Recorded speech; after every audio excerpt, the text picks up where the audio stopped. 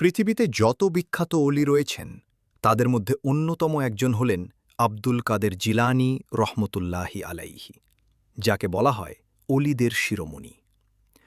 আল্লাহ তাআলা তাকে অনেক অলৌকিক ক্ষমতা দান করেছিলেন এবং তিনি সেই অলৌকিক ক্ষমতার বলে অনেক অসাধ্য কাজকে সহজ করতে পেরেছিলেন।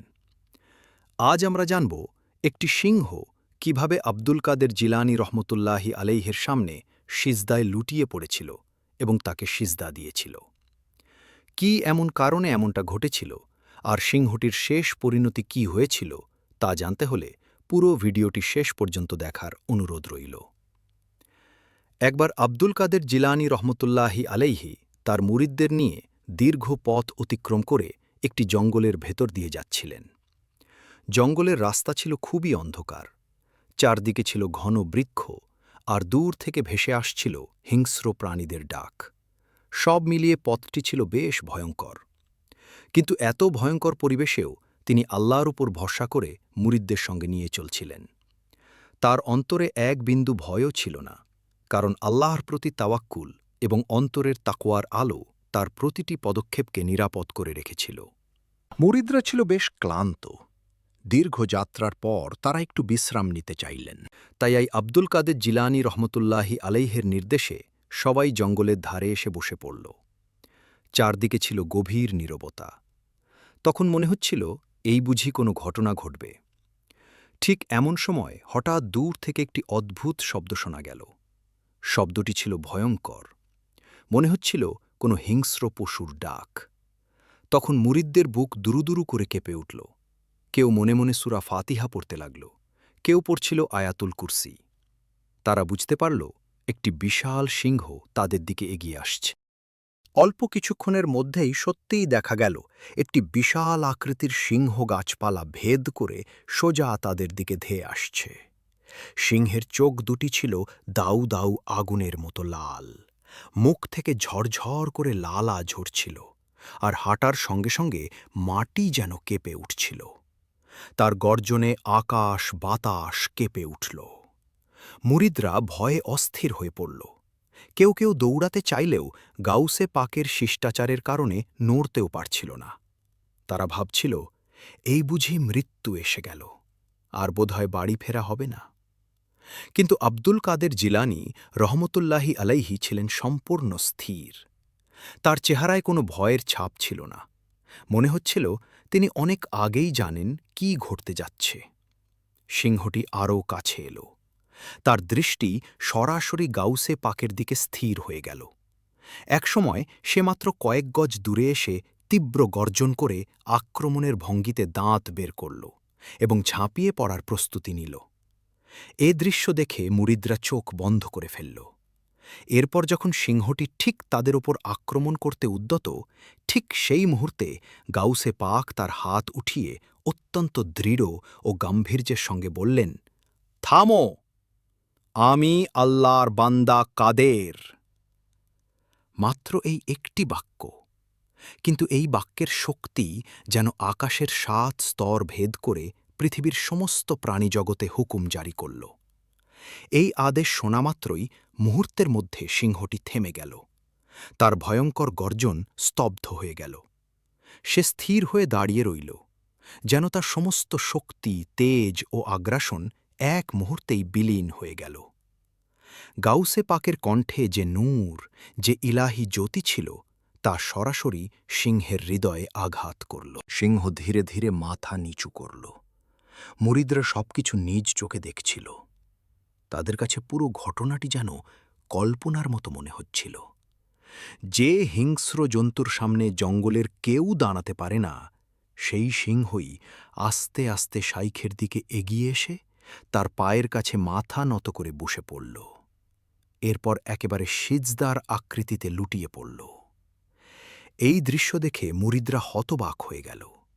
কেউ কেঁদে ফেলল, কেউ কাঁপতে লাগল, আবার কেউ বিস্ময়ে বাকরুদ্ধ হয়ে পড়ল। তারা স্পষ্ট দেখল সিংহ পূর্ণ আনুগত্য নিয়ে সিজদা করছে। সিংহ একাধিকবার মাথা নিচু করল, যেন বলছে, হে আল্লাহর ওলি, আমি আপনার হুকুমের অধীন। মুরিদরা এবার আব্দুল কাদের জিলানী রহমতুল্লাহি আলাইহের দিকে তাকাল। তারা ভাবছিল হয়তো তিনি এই ঘটনাকে নিজের কোনো আধ্যাত্মিক শক্তির প্রদর্শন হিসেবে তুলে ধরবেন, কিন্তু তার মুখে বিন্দুমাত্র অহংকারের ছাপ ছিল না। তিনি শুধু হালকা হাসলেন এবং বললেন, ভয় পেও না। একটি প্রাণী যখন আল্লাহর আদেশে সৃষ্টি হয় তখন সে আল্লাহর প্রিয় বান্দাদেরও সম্মান করে। এরপর তিনি সিংহের মাথায় মমতার সঙ্গে হাত বুলিয়ে দিলেন। সিংহটি আলতো করে গর্জন করল, তবে সেই গর্জনে আর আগের মতো হিংস্রতা ছিল না, ছিল শুধু ভালোবাসা ও আদব। অনেক বর্ণনায় বলা হয় সিংহটি শুধু সিজদা করেই থেমে থাকেনি, বরং সে শাইখের সামনে এমনভাবে মাথা নেড়ে ও পা দিয়ে সংকেত দিচ্ছিল যেন জানাতে চাইছে তাদের সামনে আরও বিপদ আছে, অর্থাৎ সামনে ডাকাতের একটি দল ওত পেতে রয়েছে। সিংহের এই আচরণ দেখে শাইখ বুঝে গেলেন আল্লাহ এই প্রাণীটিকে তার সাহায্যের জন্যই পাঠিয়েছেন। তিনি তার মুরিদদের বললেন, আমরা অন্য পথে যাব। আল্লাহর বান্দারা বিনা প্রয়োজনে বিপদে পড়ে না। সত্যি, পরে জানা গেল সেই পথে ভয়ঙ্কর ডাকাতদের একটি দল ওত পেতে রয়েছে। মুরিদরা তখন আরও একবার বুঝে গেল অলিদের কেরামাত শুধু দৃশ্যমান অলৌকিকতার মধ্যেই সীমাবদ্ধ নয়, বরং তাদের প্রতিটি পদক্ষেপই আল্লাহর রহমত ও হেফাজতের চাদরে আবৃত থাকে। যখন আল্লাহ কোনো বান্দাকে অলি হিসেবে গ্রহণ করেন তখন তার নূর এমনভাবে দুনিয়ায় ছড়িয়ে পড়ে যে সৃষ্টি জগৎ তার প্রতি বাধ্য হয়ে যায়। গাউসে পাকের সামনে সিংহ মাথা নত করেছিল ঠিক এই কারণেই, কারণ তার অন্তরে ছিল আল্লাহ নূরের মহিমা। তার আত্মায় তাওহিদের আলো এতটাই প্রবল ছিল যে কোনো হিংস্র প্রাণীর আগ্রাসন তার সামনে এলেই গলে যেত। আল্লাহ তাকে অদৃশ্য সাহায্য ও সুরক্ষা দিতেন, আর আল্লাহর ইজ্জতের কারণে সৃষ্টি জগৎ অলিদের প্রতি বাধ্য হয়ে যায়। এই ঘটনার মাধ্যমে স্পষ্ট বোঝা যায় আল্লাহ নেক বান্দাদের মর্যাদা শুধু মানুষের মাঝেই সীমাবদ্ধ নয়, বরং পশু পাখি, জঙ্গলের প্রাণী, এমনকি জিন পরীরাও তাদের প্রতি শ্রদ্ধাশীল হয়। এই ঘটনা প্রত্যক্ষ করার পর মুরিদদের হৃদয়ে ঈমানের এমন এক জোয়ার উঠল যে তারা আরও দৃঢ়ভাবে শাইখের প্রতি আনুগত্য ও ভালোবাসায় পরিপূর্ণ হয়ে গেল। তাদের মনে হল তারা শুধু একজন শিক্ষক বা আলেমের সঙ্গেই নেই, বরং এমন এক ব্যক্তির সান্নিধ্যে রয়েছে যার ওপর আল্লাহ নূর ও সহায়তা প্রত্যক্ষভাবে নাজিল হয়। তারা কেঁদে ফেলল, কৃতজ্ঞতায় মাথা নত করল এবং বলল, হুজুর, আমরা আজ আল্লাহর অলির প্রকৃত মর্যাদা বুঝতে পারলাম। আজীবন আপনার ছায়ায় থাকতে চাই। গাউসে পাক স্নেহভরে বললেন, কোনো ঘটনার প্রতি অতিরিক্ত বিস্মিত হও না। সব কিছু আল্লাহর ইচ্ছাতেই ঘটে। আমি কিছু নই, সব কিছুর মালিক একমাত্র তিনি। এই ঘটনার মধ্য থেকে আমাদের জন্য অনেক শিক্ষা রয়েছে। এই কেরামাত শুধু একটি ঐতিহাসিক ঘটনা নয়, বরং এর ভেতরে লুকিয়ে আছে গভীর আধ্যাত্মিক শিক্ষা। যেমন, আল্লাহ তার অলিদের প্রতি বিশেষ সাহায্য করে থাকেন। সিংহের বশীভূত হওয়ার মাধ্যমে আল্লাহ জানিয়ে দিলেন, আমার বন্ধুদের ক্ষতি করার শক্তি কারও নেই। এটি তাওয়াক্কুলের শক্তিরও এক উজ্জ্বল দৃষ্টান্ত। গাউসে পাকের ভরসা ছিল একমাত্র আল্লাহর ওপর। সেই বিশ্বাসই তাকে ভয়হীন রেখেছিল। এই ঘটনা থেকে আমরা আরও একটি গুরুত্বপূর্ণ শিক্ষা পাই, অহংকার থেকে দূরে থাকা। তিনি নিজের কেরামাত নিয়ে কখনো গর্ব করেননি, বরং তিনি বলেছিলেন, কেরামাত আল্লাহর, আমি শুধু একটি মাধ্যম। এই ঘটনা আরেকটি দিক থেকেও শিক্ষণীয়। আধ্যাত্মিক শক্তি মানুষকে বদলে দেয়। এই ঘটনার পর মুরিদদের ঈমান আরও দৃঢ় হল, তাদের হৃদয় নরম হল এবং তারা অধিক আমল করার জন্য অনুপ্রাণিত হল। সৃষ্টি জগৎ সম্পূর্ণভাবে আল্লাহর নির্দেশে পরিচালিত হয়। হিংস্র প্রাণী হোক কিংবা প্রকৃতি, সবকিছুই আল্লাহর ইচ্ছার সামনে অনুগত।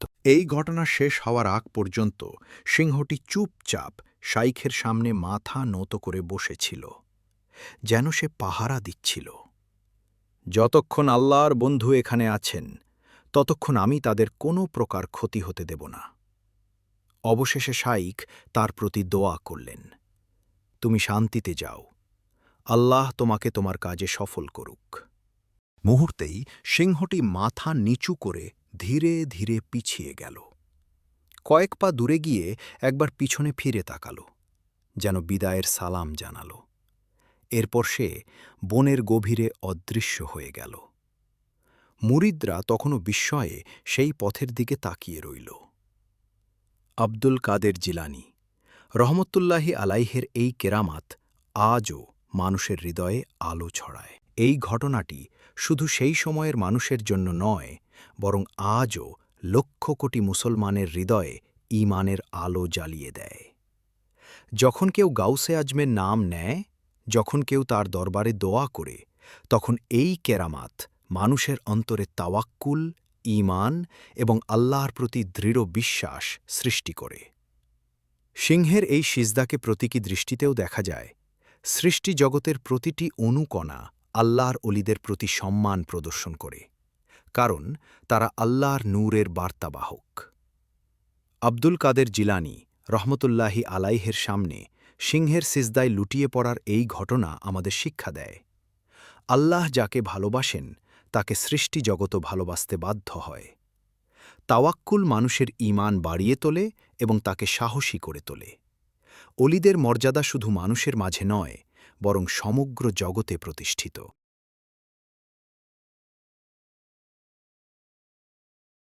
আজ আমি আপনাদের সামনে তুলে ধরব এক বিস্ময়কর ঘটনা, যেখানে আল্লাহর উপর ভরসা না করার ফল কতটা ভয়াবহ হতে পারে। আবার সেই ভুল বুঝে যখন কেউ আল্লাহর উপর পূর্ণ আস্থা স্থাপন করেন, তখন কিভাবে আল্লাহ তাকে গায়েবী সাহায্যের মাধ্যমে কঠিন বিপদ থেকে উদ্ধার করেন।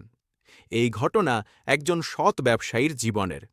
কি এমন ঘটেছিল তার সঙ্গে, আর কিভাবেই বা আল্লাহ তার জন্য অদৃশ্য সাহায্য পাঠিয়েছিলেন? সেই হৃদয়স্পর্শীয় শিক্ষণীয় ঘটনাটি জানতে হলে অনুরোধ রইল ভিডিওটি শেষ পর্যন্ত দেখার। উন্দালুস শহর থেকে কিছুটা দূরে এক শান্ত ও নিরিবিলি পরিবেশে বসবাস করতেন সালেহ নামের একজন প্রসিদ্ধ ও সৎ ব্যবসায়ী। সালেহ শুধু ব্যবসার মাধ্যমেই পরিচিত ছিলেন না, বরং তার সততা, ধৈর্য ও ঈমানদারির কারণে পুরো এলাকা জুড়ে তিনি ছিলেন সম্মানিত একজন মানুষ। তার ব্যবসা ছিল চিকিৎসা ও ভেষজ গাছগাছালি নিয়ে। দূর দূরান্তের পাহাড়ি বন ও অজানা পথ পাড়ি দিয়ে তিনি দুর্লভ ভেষজ সংগ্রহ করতেন এবং সেগুলো শহরের মানুষের কাছে পৌঁছে দিতেন। কিন্তু মানুষ তাকে শুধু একজন ব্যবসায়ী হিসেবেই দেখত না। তাদের চোখে সালেহ ছিলেন একজন মেহেরবান হাকিম, একজন দুঃখ কষ্ট লাঘবকারী মানুষ। আল্লাহ তার হাতে বিশেষ শিফা দান করেছিলেন। বহু রোগী তার চিকিৎসায় সুস্থ হয়ে উঠত, আর সেই সুস্থতার সঙ্গে সঙ্গে ফিরে পেত নতুন আশা ও মানসিক প্রশান্তি। সালেহের নিজের একটি ছোট ঘর ছিল। ঘরটি বড় না হলেও সেখানে ছিল আল্লাহর অশেষ রহমত, ভালোবাসা ও শান্তি। তার স্ত্রী ও একমাত্র ছেলে নাসিরকে নিয়েছিল তার সুখের সংসার। নাসির তখন যৌবনের দোরগোড়ায়। প্রতিদিন বাবার সঙ্গে দোকানে বসে সে ব্যবসার কাজ শিখত। বাবা যেমন সৎ, পরিশ্রমী ও মানুষের সেবায় নিবেদিত ছিলেন, নাসিরও ধীরে ধীরে ঠিক তেমনই একজন মানুষ হয়ে উঠছিল।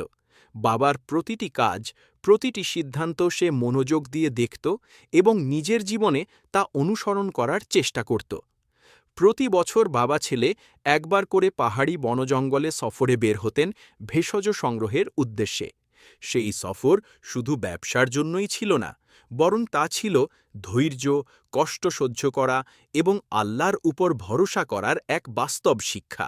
সালেহের দোকান আর ৫টি সাধারণ ভেষজ চিকিৎসালয়ের মতো ছিল না।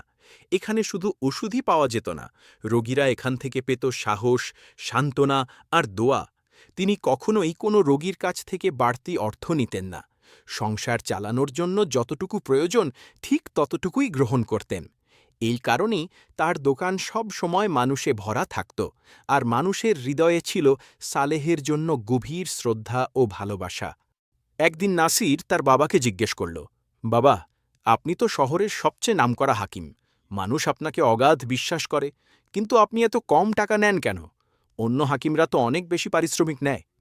সালেহ মৃদু হেসে ছেলের দিকে তাকিয়ে বললেন, বাবা, আসল শিফা ওষুধে নয়, আল্লাহর হুকুমে। হাকিমের মনে যদি লোভ থাকে, যদি সে ন্যায় ওর অন্যায়ের পার্থক্য ভুলে যায়, তবে তার দামি ওষুধেও কোনো উপকার হবে না। রোগীর দোয়া আর হাকিমের নিয়তি হল প্রকৃত চিকিৎসা। বাবার কথাগুলো শুনলেও নাসিরের মনে এক ধরনের দ্বন্দ্ব কাজ করছিল। সে মনে মনে ভাবত, যখন আমরা নিজেরাই এত কষ্ট করি, এত ভ্রমণ করি, এত সংগ্রাম করি, তাহলে এখানে আল্লাহর নির্ধারিত রিজিক বা কিসমতের ভূমিকা কোথায়? দিন গড়িয়ে মাস, মাস গড়িয়ে বছর কেটে গেল। হঠাৎ একদিন এমন কিছু জরুরি ভেষজ ভুরিয়ে গেল, যেগুলো ছাড়া রোগীদের চিকিৎসা করা প্রায় অসম্ভব। ঠিক সেই সময়েই সালেহ শারীরিকভাবে দুর্বল হয়ে পড়লেন। দীর্ঘ সফরে যাওয়ার মতো শক্তি তার আর রইল না। তাই তিনি ছেলেকে দায়িত্ব দিলেন ভেষজ সংগ্রহের জন্য। এবার নাসিরই যাবে সেই দুর্গম পথে ভেষজ আনতে। বাড়ি থেকে রওনা হওয়ার সময় বাবা ছেলেকে উপদেশ দিয়ে বললেন, বাবা, যদি কখনো সব পথ বন্ধ হয়ে যায়, যদি চারদিক অন্ধকার মনে হয়, তখন শুধু আল্লাহকে ডাকবে। রিজিক তিনিই দেবেন, এমন জায়গা থেকে যেখানে তোমার কল্পনাও পৌঁছাবে না। কিন্তু নাসির বাবার কথাগুলো তেমন গুরুত্ব দিল না। তার বিশ্বাস ছিল, আমি আছি, আমার পরিশ্রম আছে, এটাই যথেষ্ট। ৩ দিনের দীর্ঘ যাত্রার পর সে এক শহরে গিয়ে পৌঁছাল। সেখানে কিছুক্ষণ বিশ্রাম নিয়ে পরদিন আবার পথ ধরল। দুপুরের প্রচণ্ড রোদে ক্লান্ত হয়ে এক গাছের ছায়ার নিচে সে কিছুক্ষণ বিশ্রাম নিল, তারপর আবার যাত্রা শুরু করল। কিন্তু সামনে ছিল এক ভয়ঙ্কর মরুভূমি। চারদিকে অসহনীয় তাপ, তৃষ্ণা আর ক্ষুধা। নাসিরের বাহন ঘোড়াটিও ধীরে ধীরে শক্তিহীন হয়ে পড়ল। তার সঙ্গে আনা খাবার শেষ হয়ে গেল পানীয়। মরুভূমির মাঝখানে দাঁড়িয়ে তখন নাসির প্রথমবারের মতো অনুভব করল, শুধু পরিশ্রম নয়, মানুষের আসল ভরসার জায়গা অন্য কোথাও। এবার নাসির মনে মনে ভাবল, চারদিকেই যখন সব পথ বন্ধ, তখন বুঝি এবার তার মৃত্যু অনিবার্য।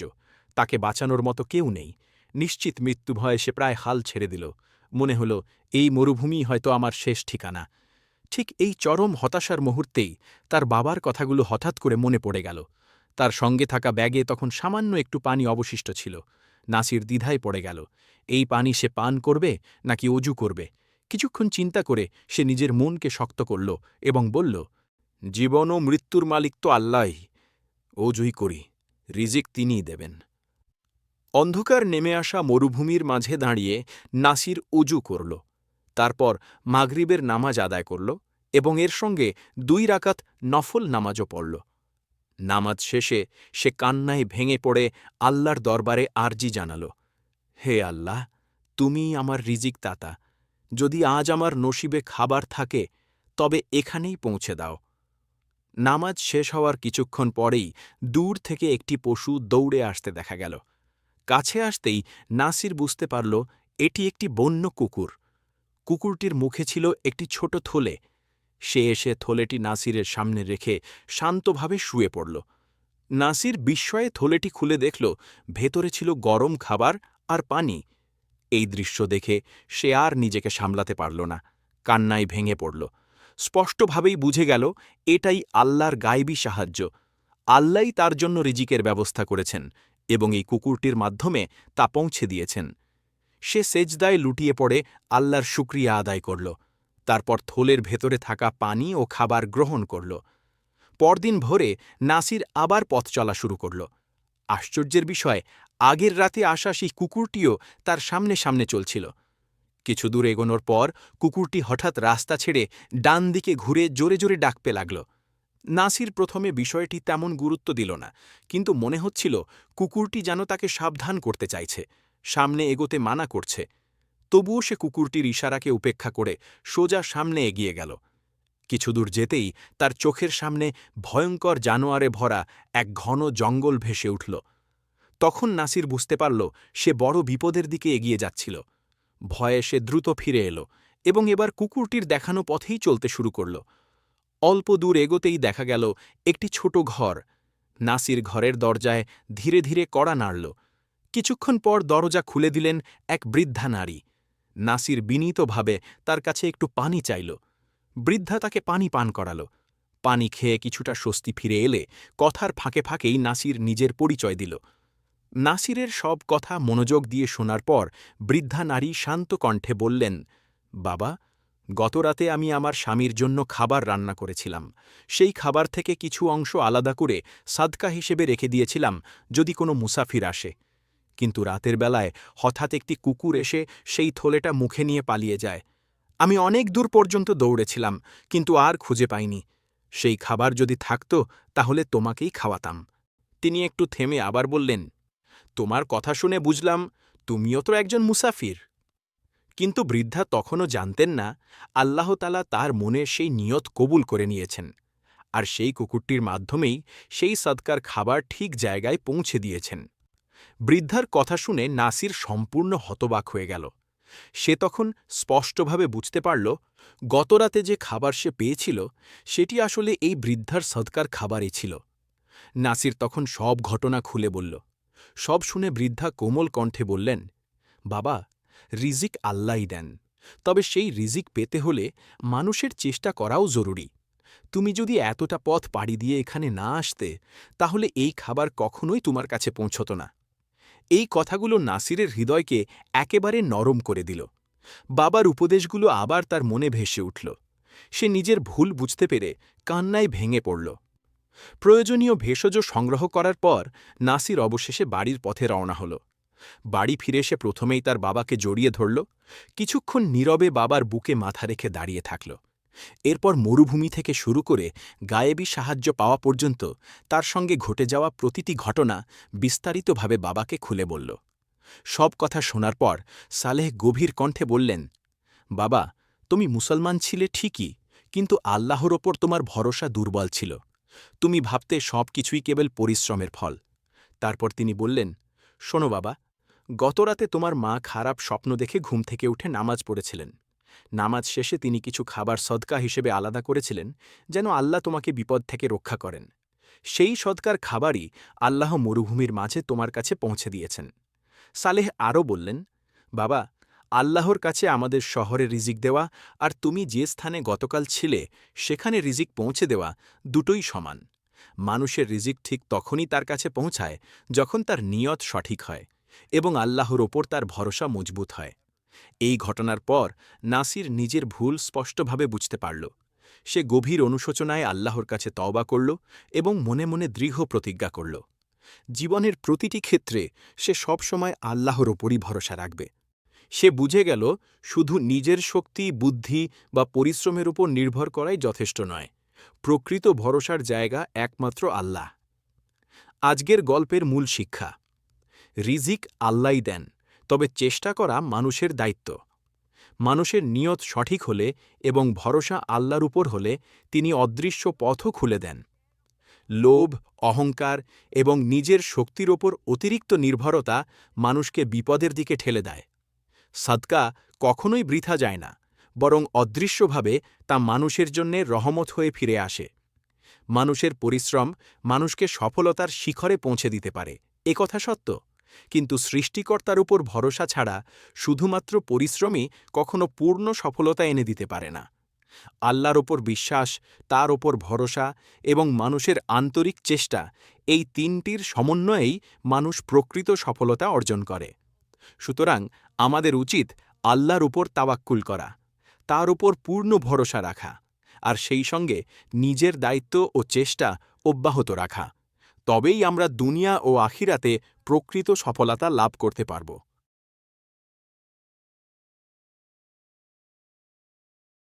প্রিয় শ্রোতা, আজ আমি আপনাদেরকে বলবো এমন একজন ব্যবসায়ীর কথা যে ভাগ্যে নির্মম পরিহাসে নিজের বিলাসবহুল জীবন হারিয়ে ফেলেছিল এবং নিজের সৎকার বলে সে কি করে আবার সব ফিরে পেল তা নিয়ে বিস্ময়কর ঘটনা আজ উপস্থাপন করব। তাই শেষ পর্যন্ত সাথেই থাকুন। যে বাগদাদের সন্ধ্যা সবসময় থাকত ঝলমল, যেখানে আজানের সুর আর বাজারের কোলাহল মিলেমিশে এক অদ্ভুত আনন্দ তৈরি করত, সেই সন্ধ্যায় যেন আজ একজন মানুষের কাছে ছিল নিঝুম ও নিরানন্দ। তার নাম ছিল হামিদ। একসময় তিনি ছিলেন শহরের নামকরা ব্যবসায়ী, কিন্তু সময়ের নিষ্ঠুর খেলায় তিনি এসে দাঁড়িয়েছেন জীবনের এমন এক পর্যায়ে যেখানে তার পকেটে আছে মাত্র কয়েকটা মুদ্রা, আর তার মনে আছে শুধু আল্লাহর জন্য ভয় ও ভরসা। হামিদের ঘরের অবস্থা আরও করুণ। তার বাচ্চারা আজ ক্ষুধায় কাঁদছে। তার স্ত্রী জয়নবের অবস্থা আরও করুণ। স্বামীর এমন কঠিন সময় দেখে তিনি শোকে অসুস্থ হয়ে পড়েছেন। হামিদ ছিল বাগদাদের একজন নামকরা ব্যবসায়ী।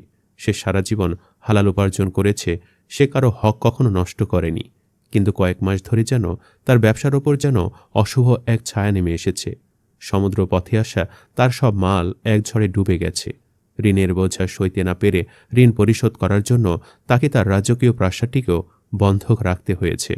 ব্যবসার সর্বস্ব হারিয়ে হামিদ এবার সিদ্ধান্ত নিলেন কোন একটি দিনমজুরের কাজ করবে। তাই একদিন সকালবেলা যখন তিনি ঘর থেকে কাজের জন্য বের হচ্ছিলেন, স্ত্রী জয়নব কাপা গলায় তাকে বলেছিল, হামিদ, মন খারাপ করবেন না। আল্লাহ তার বান্দাকে পরীক্ষা করেন তার মর্যাদা বাড়ানোর জন্য। শুধু আজ খালি হাতে ফিরবেন না। আজ বাচ্চাদের আর না খাইয়ে রাখা আমার পক্ষে সম্ভব হবে না। এ কথাটি শোনার পর হামিদ ঘর থেকে বেরিয়ে আসলো এবং কাজের জন্য বাগদাদে এবং শহরের এক মসজিদের কাছে এসে সে থামল এবং তার মনে শুধু একটা কথাই আসছিল, আর তা হলো তার স্ত্রী বলেছে আজকে যেন খালি হাতে সে না ফিরে, কারণ সন্তানরা না খেয়ে ঘুমাতে পারবে না। এরপর হামিদ সে মসজিদে প্রবেশ করল এবং সে অজু করল। এরপর 2 রাকাত নফল নামাজ পড়ল আর দীর্ঘ সময় সেজদায় পড়ে কাঁদল এবং আল্লাহর কাছে সে বলছিল, হে আল্লাহ, তুমি আমার অন্তরের খবর জানো। আমি কখনো হারাম খাইনি। আজ আমার সম্মান তোমার হাতে। আমাকে কারো সামনে হাত পাততে দিও না। নামাজ শেষে বের হয়ে হামিদ দেখল বিকালে সূর্য ডুবে যাচ্ছে, সন্ধ্যা ঘনিয়ে আসছে, কিন্তু এখনও হামিদের কোনো রিজিকের ব্যবস্থা হয়নি। সে মনে মনে ভাবতে লাগল কোথায় যাবে, কার কাছে সাহায্য চাইবে। কারণ শহরের ধনী লোকেরা এখন তাকে তুচ্ছ মনে করে, কারণ দুনিয়ার নিয়মই এমন, মানুষের পকেট খালি হলে তাকে সালামের যোগ্য মনে করা হয় না। এরপর হাঁটতে হাঁটতে সে বাগদাদ শহরের পুরনো বাজারের দিকে এলো, যা এখন প্রায় জনশূন্য। সেখানে একটি ভাঙ্গাচোরা সরাইখানার সামনে এক বুড়ো ফকির বসেছিল। হামিদের কাছে ছিল মাত্র একটি মুদ্রা। হামিদ তখন মনে মনে ভাবল, এই মুদ্রা আমার কি কাজে লাগবে? হয়তো এই ফকিরের দোয়া আমার অবস্থা পাল্টে দিতে পারে। তাই সে সেই শেষ মুদ্রাটি ফকিরের সামনে রাখল। ফকির মাথা তুলে তার দিকে তাকালো, আর সে ফকিরের চোখে ছিল এক অদ্ভুত চাহনি। এই মুদ্রাটি দেখে সে হামিদের উদ্দেশ্যে বলল, বাবা, আমি জানি তুমি এক পরীক্ষার মধ্য দিয়ে যাচ্ছ। চিন্তা করো না, আল্লাহ তোমার নিয়তের এমন বদলা দেবেন যা তুমি ভাবতেও পারবে না। মনে রেখো, অন্ধকার যত ঘন হয় সকাল তত কাছে আসে। ফকিরের এই আশার বাণী শুনে সে ফকিরের কাছ থেকে দোয়া নিল এবং সেখান থেকে বিদায় নিয়ে সামনের দিকে এগুতে লাগল। তার মনে শুধু একটাই চিন্তা, কি করে সন্তানদের জন্য খাবারের জোগাড় করবে। এরপর হামিদ শহরের বাহিরে একটি পুরনো কুয়ার দিকে হাঁটল। এরপর একটু থেকে বসে পড়ল এবং একা বসে কিছু একটা ভাবতে লাগল। এরপর কুয়ার পাশে সে হঠাৎ করে লক্ষ্য করল একটি মালিকবিহীন ঘোড়া দাঁড়িয়ে আছে। এই ঘোড়াটির পিঠের ওপরে একটি বড় থলে আছে, কিন্তু আশেপাশে কেউ নেই। হামিদ তখন ডাকল, কেউ আছো? ঘোড়াটি কার? কিন্তু কোনো উত্তর নেই। ঘোড়াটি পিপাসায় ছটফট করছিল। হামিদ কুয়া থেকে পানি তুলে তাকে পান করালো। পানি পানে ঘোড়াটি শান্ত হলে হঠাৎ তার নজর পড়ে থলের দিকে। থলের মুখ খানিকটা খোলা, ভেতর থেকে ঝিলমিল করছে সোনার মুদ্রা। হামিদের বুক কেঁপে উঠল। সে থলেটির ভেতরে হাতে দিলে দেখতে পেল সেখানে আছে দামি হীরা, রত্ন আর হাজার হাজার দিনার। অর্থাৎ সেই থলেটিতে এত মূল্যবান জিনিস ছিল যে যা দিয়ে তার 7 প্রজন্ম চলবে। দেনা পরিশোধ হবে, বাড়ি ফিরে পাবে, আবারও সে বড় ব্যবসায়ী হয়ে যাবে। এবার শয়তান তৎক্ষণাৎ তার মনে কুমন্ত্রণা দিল, হামিদ, এটা আল্লাহর পক্ষ থেকে সাহায্য। তুমি দোয়া করেছিলে, আর দেখো গায়েব থেকে খাজানা এসে গেছে, নিয়ে নাও, এখানে দেখার কেউ নেই। হামিদের হাত থলের দিকে বাড়ল। চোখে ভেসে উঠল ক্ষুধার্ত বাচ্চাদের মুখ, স্ত্রীর হতাশ দৃষ্টি।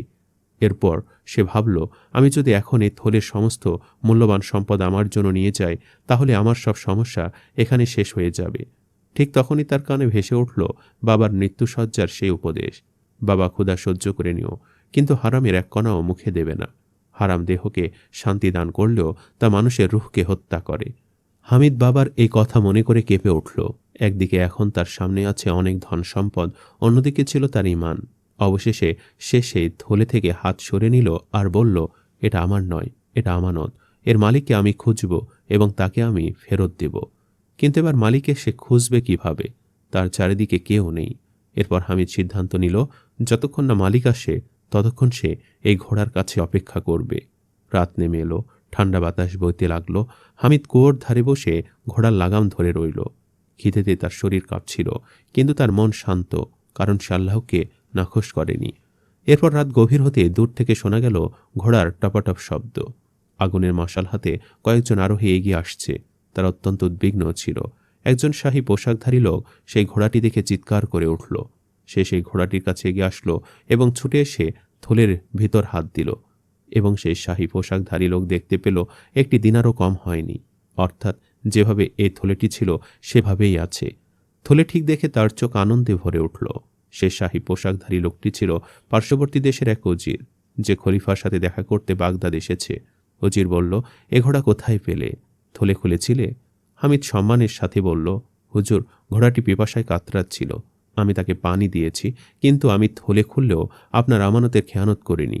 আমার বাড়িতে ক্ষুধা, অভাব, তবু আমি পরের মাল নিতে পারিনি। উজির স্তব্ধ হয়ে গেল। এমন সততা সে জীবনে দেখেনি। তিনি বললেন, এই থলে ছিল আমার রাজ্যের গুরুত্বপূর্ণ খাজানা। হারালে আমার প্রাণ যেত। তোমার সততা শুধু আমার মালই নয়, আমার ইমানও বাঁচিয়েছে। তিনি 100 দিনারের একটি থলে হামিদের দিকে বাড়িয়ে বললেন, এই নাও, তোমার সততাই ক্ষুদ্র উপহার। হামিদ বিনয়ের সাথে বললেন, হুজুর, আমি এটা ইনাম পাওয়ার জন্য করিনি, আল্লাহর খুশির জন্য করেছি। ইনাম নিলে আমার সব কমে যাবে। উজির মুগ্ধ হয়ে বললেন, ঠিক আছে, ইনাম নিও না, কিন্তু তুমি আমার সাথে খলিফার দরবারে যাহে। হয়তো আল্লাহ তোমার জন্য আরেক দরজা খুলে দেবেন।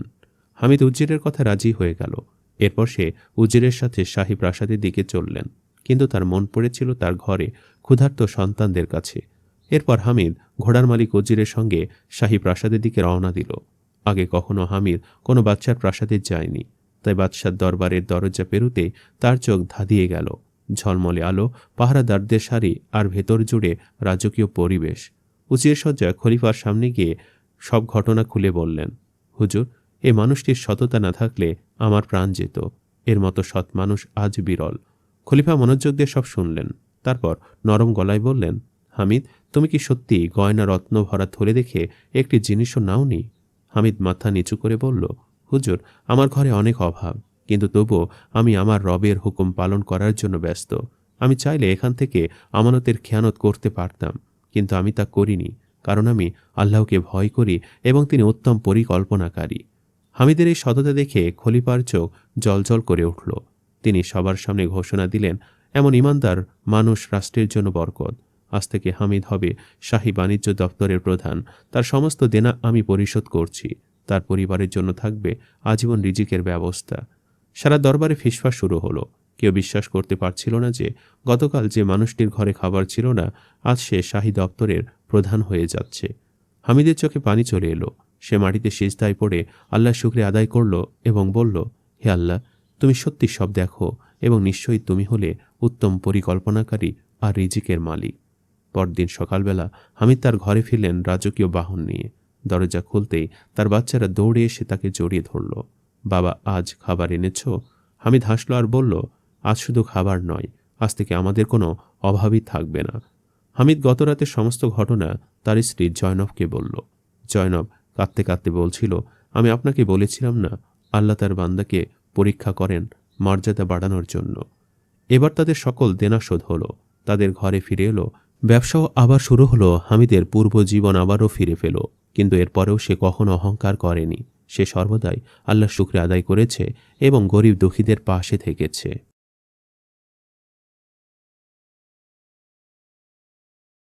এক জেলে এক কথা বলা মাছ আর এমন এক পাথর যার জন্য রাজকীয় সেনাপতি পর্যন্ত কাঁপে। এই পাথর নাকি ইচ্ছা পূরণ করে, কিন্তু বিনিময়ে চায় রক্ত। লোভ জিতলে মৃত্যু, আর ত্যাগ জিতলে অলৌকিক মুক্তি। শেষের জেলে কি বেছে নিয়েছিল জানতে হলে ভিডিওটা শেষ পর্যন্ত দেখুন। এক পরিত্যক্ত সমুদ্র তীরের কাছে ছিল এক জীর্ণ শীর্ণ বসতি। এই বসতির একেবারে শেষ প্রান্তে দাঁড়িয়েছিল একটি কাঁচা ঘর। আসলে ঘর বলার মতো কিছু নেই, কারণ তা ছিল মাটি আর খেজুর পাতায় তৈরি একখানা আশ্রয়, যা জোরে বাতাস বইলেই কাঁপতে শুরু করত। সে ঘরেই থাকত কাশিম নামের একজন জেলে। বয়সে সে যৌবনের সীমানা পেরিয়ে গেছে, কিন্তু তার মুখের গভীর ভাঁজগুলো তার বয়সের চেয়ে বেশি সাক্ষ্য দেয় তার প্রতিদিনের সংগ্রাম আর দুঃখ কষ্টের। ভোর থেকে সূর্যাস্ত পর্যন্ত যে লড়াই সে চালিয়ে যেত, সে ক্লান্তি যেন আগেভাগেই তার মুখে রেখা টেনে দিয়েছিল। কাশিমের সম্বল বলতে ছিল একটি পুরনো জাল, ছোট্ট ভাঙ্গাচোরা নৌকা আর তার অটুট ধৈর্য। তার ঘরে ছিল আরও 2 জন নারী, যারা ছিল তার পুরো দুনিয়া। একজন তার বৃদ্ধা মা, যিনি রোগের কারণে অন্ধ হয়ে গেছেন। তিনি ঘরের এক কোণে পুরনো চাটাই বসে সারাক্ষণ তসবিহ জপতে থাকেন। তার মুখে সবসময় আল্লাহর শুকরিয়া আর ছেলের জন্য দোয়া লেগে থাকত। আর অন্যদিকে ছিল কাশিমের স্ত্রী সালমা। তার স্বভাব ছিল মরুভূমির সে রোদের মতো, যা শরীর জ্বালিয়ে দেয়। সারাক্ষণ নিজের ভাগ্যকে সে দোষ দিত, দারিদ্র্যের জন্য হাহাকার করত, আর তীর্যক কথায় কাশিমের মনে আঘাত করত। ঘরে আরেকটি প্রাণ ছিল কাশিমের সবচেয়ে বিশ্বস্ত সঙ্গী, একটি বাজ পাখি।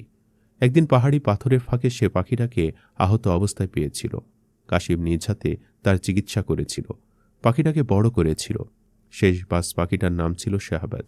কাশিমের নৌকার মাথায় বসে থাকত সে। দারিদ্রতার কারণে কাশিম ঠিকমতো খেতে না পারলেও তার বাজ পাখি শাহবাজের জন্য সে এক টুকরো মাছ সবসময় আলাদা করে রাখত। একদিন ফজরের আজান বাতাসে ভেসে আসছিল। কাশিম বিছানা থেকে উঠল, অজু করল আর নামাজ আদায় করল। তারপর মায়ের কাছে গিয়ে তার পায়ে হাত দিল। বৃদ্ধা মা কাপা হাতে ছেলের মাথায় হাত বুলিয়ে দোয়া করলেন, যাও বাবা, আল্লাহ তোমার রিজিকে বরকত দান করুন আর তোমাকে সব বিপদ থেকে রক্ষা করুন। মনে রেখো, ধৈর্যের ফল মিষ্টি হয়, হোক না তা দেরিতে। কাশিম মায়ের কপালে চুমু খেয়ে বলল, মা, আপনার দোয়া থাকলে কোনো ঝড়ই আমাকে ভয় দেখাতে পারবে না। ঠিক তখনই তার স্ত্রী সালমার তীক্ষ্ণ কণ্ঠস্বর সকালে শান্তি নষ্ট করে দিল। সে বাসনপত্র ছুঁড়ে ফেলে বলল, দোয়া, এই বাড়িতে শুধু দোয়াই আছে, খাওয়ার জন্য শুকনো রুটির টুকরোটাও নেই। আর কতদিন এভাবে কল্পনার পোলাও রান্না করবে? কাল প্রতিবেশীর বউ নতুন রেশমের চাদর গায়ে দিয়ে বেরিয়েছিল, আর আমি এ ছেঁড়া কাপড়ে। লজ্জায় মাথা নত হয়ে গেছে আমার। এই জন্যই কি বিয়ে করেছিলাম? না খেয়ে মরব আর মানুষের কথা শুনব? কাশিম গভীর নিঃশ্বাস ফেলল, যেন এই প্রতিদিনের বিষ সে সহ্য করতে শিখে গেছে। নরম স্বরে বলল, সালমা, আল্লাহর উপর ভরসা রাখো, তিনি রিজিক দাতা। আমি চেষ্টা কম করি না, কিন্তু সমুদ্রের ইচ্ছার উপর কারো জোর নেই। আজ ইনশাল্লাহ জাল খালি ফিরবে না। সালমা মুখ ফিরে নিয়ে বিড়বিড় করল, রোজ এই কথাই শুনি, আজ যদি জাল খালি আসে তাহলে ঘরে ফিরো না, অথবা আমাকে এই ঘরে পাবে না। এই কথাগুলো কাশিমের হৃদয়ে ছুরির মতো বিঁধল। তবুও সে চুপ থাকল, পুরনো জালের থলে কাঁধে নিল আর তার পাখি শাহবাজকে কাঁধে বসালো আর সমুদ্রের দিকে রওনা দিল। সেদিন সমুদ্র ছিল খুবই নীরব। কাশিম তার নৌকাটা পানিতে নামিয়ে দাঁড় টানতে লাগল। শাহবাজ নৌকার ধারে বসে তীক্ষ্ণ দৃষ্টিতে পানির দিকে তাকিয়েছিল। বিসমিল্লা বলে কাশিম জাল ফেলল। সূর্য মাথার ওপরে উঠে এলো। রোদ তীব্র হয়ে উঠল। ঘাম কাশিমের শরীর বেয়ে নৌকার তক্তা ভিজিয়ে দিল। সে জাল টানল, কিন্তু জাল হালকা, শুধু কয়েকটা ছোট মাছ আর অনেকটা সামুদ্রিক শ্যাওলা। আবার জাল ফেলল, আবার টানল, ফলাফল একই, ব্যর্থতা। দুপুর গড়াতে লাগলো আর কাশিমের আশা ডুবতে লাগলো। সালমার কথাগুলো তার মনে আঘাতের মতো বাজতে লাগলো। আজ জাল খালি এলে ঘরে ফিরো না। সে আকাশের দিকে তাকিয়ে অসহায় কণ্ঠে বলল, হে আমার রব, আমার মায়ের সম্মান রাখুন। স্ত্রীর কটু কথা আমি সহ্য করতে পারি, কিন্তু মাকে না খেয়ে থাকতে দেখতে পারি না। ঠিক তখনই শাহবাজ অদ্ভুত এক শব্দ করে আকাশে উড়ে উঠল, নৌকার ওপর চক্কর দিতে লাগলো। তারপর হঠাৎ কিছু দূরে পানির পৃষ্ঠের কাছে ঝাঁপ দিতে শুরু করল। কাশিম বুঝে গেল শাহবাজ কিছু একটা দেখেছে। তাই সে তার ক্লান্ত বাহুতে নতুন শক্তি সঞ্চার করে নৌকাটা সেই দিকে ঘুরিয়ে দিল। সেখানে পৌঁছে কাশিম দেখল পানির উপরিভাগে অদ্ভুত এক নড়াচড়া হচ্ছে। সে সমস্ত শক্তি একত্র করে শেষবারের মতো জাল ছুড়ে দিল। জাল পানিতে পড়া মাত্রই ভারী হয়ে গেল। মনে হলো যেন কোনো পাথরের সঙ্গে আটকে গেছে। কাশিম টান দিল, কিন্তু জাল এক চুলো নড়ল না। এরপর সে জালের দড়িগুলো হাতের চারপাশে পেঁচিয়ে ইয়া আল্লাহ বলে পুরো শক্তি দিয়ে টান দিল। ধীরে ধীরে জাল ওপরে উঠতে লাগলো। জাল যখন পানির ওপরই ভাগে এলো, কাশিম তখন তা দেখে অবাক হয়ে গেল। জালে কোনো মাছ নেই, বরং আটকে আছে এক অদ্ভুত বস্তু। পিতলের তৈরি একটি পুরনো মরচে ধরা সিন্দুক। তার গায়ে অদ্ভুত সব খোদাই করা নকশা, আর ওপরে বড়সড় একটি তালা লাগানো। সিন্দুকটির সঙ্গে ছিল একটি বড়সড় সোনালি মাছ, যা সাধারণ মাছের মতো একেবারেই নয়। কাপা হাতে কাশিম সিন্দুক আর মাছটিকে নৌকায় তুলল। সিন্দুকটি ভারী ছিল ঠিকই, কিন্তু মাছটির ওজন যেন তার চেয়েও বেশি মনে হচ্ছিল।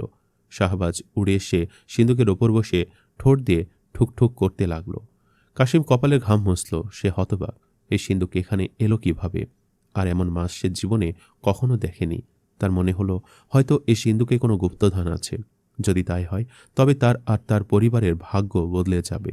সালমার অভিযোগ শেষ হবে, আর সে মায়ের জন্য হাকিমের কাছ থেকে ঔষধ কিনে আনতে পারবে। কিন্তু মাছটি তখনও ছটফট করছিল না, বরং কাশিমের দিকে তাকিয়েছিল।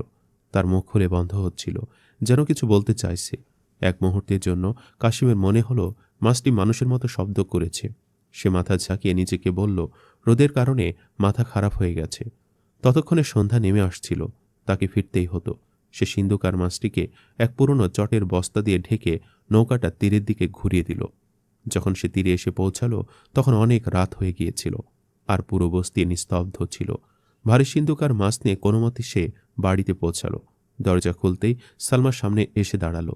তার চোখে প্রশ্নের ঝড়। আজ কি এনেছ, নাকি আবার খালি হাত আর অজুহাত? তীক্ষ্ণ স্বরে ছেড়ে জিজ্ঞেস করল। কাশিম কিছু না বলে সিন্দুকটা মাটিতে নামিয়ে চট সরিয়ে দিল। পিতলের ঝকঝকে আভা আর সেই অদ্ভুত মাছ দেখে সালমার চোখ বড় হয়ে গেল। সে বলল, এটা কি? হাঁপাতে হাঁপাতে কাশিম বলল, আমি জানি না। কাশিমের গলার শব্দ পেয়ে বৃদ্ধামা জিজ্ঞাসা করলেন, বাবা কাশিম, কি এনেছ? কাশিম মায়ের কাছে গিয়ে বলল, মা, আজ আল্লাহ কিছু ভিন্নই দিয়েছেন, একটা সিন্দুক আর এক অদ্ভুত মাছ। সালমার সঙ্গে সঙ্গে সিন্দুকের কাছে এসে তালা ভাঙার চেষ্টা করতে লাগল। লোভে ভরা গলায় বলল, এসব কথা বাদ দাও, তাড়াতাড়ি খুলে ফেলো। এর ভেতরে সোনা থাকতে পারে, গয়না থাকতে পারে, আমাদের দারিদ্র্য শেষ হয়ে যাবে। কাশিম তালার দিকে তাকালো। তালাটা ভীষণ শক্ত, তাতে চাবির কোনো ছিদ্র নেই, শুধু একটি অদ্ভুত চিহ্ন খোদাই করা, একটি বাজ পাখির চিহ্ন। কাশিমের চোখ চলে গেল কোণে বসে থাকা শাহবাজের দিকে। সে স্থির দৃষ্টিতে সিন্দুকের দিকে তাকিয়েছিল। কাশিম একটি পাথর তুলে তালায় আঘাত করতে যাচ্ছিল। ঠিক তখনই একটি কণ্ঠস্বর শোনা গেল, থামো। কণ্ঠটি এত পরিষ্কার ও গম্ভীর ছিল যে কাশিমের হাত থেমে গেল। এমন অদ্ভুত কাহিনী দেখে সালমা চিৎকার করে পিছিয়ে গেল। চারিদিকে কেউ নেই। তারপর কাশিমের দৃষ্টি পড়ল মাছটির দিকে। মাছটির মুখ নড়ছে। মাছটি অদ্ভুতভাবে বলছে, লোভে পড়ে নিজের ধ্বংস ডেকে এনো না। এবার আর সন্দেহ রইল না, কণ্ঠটি মাছেরই। কাশিমের শরীর শিউরে উঠল। কাশিম বলতে লাগলো, হে খোদা, এটা আবার কেমন রহস্য?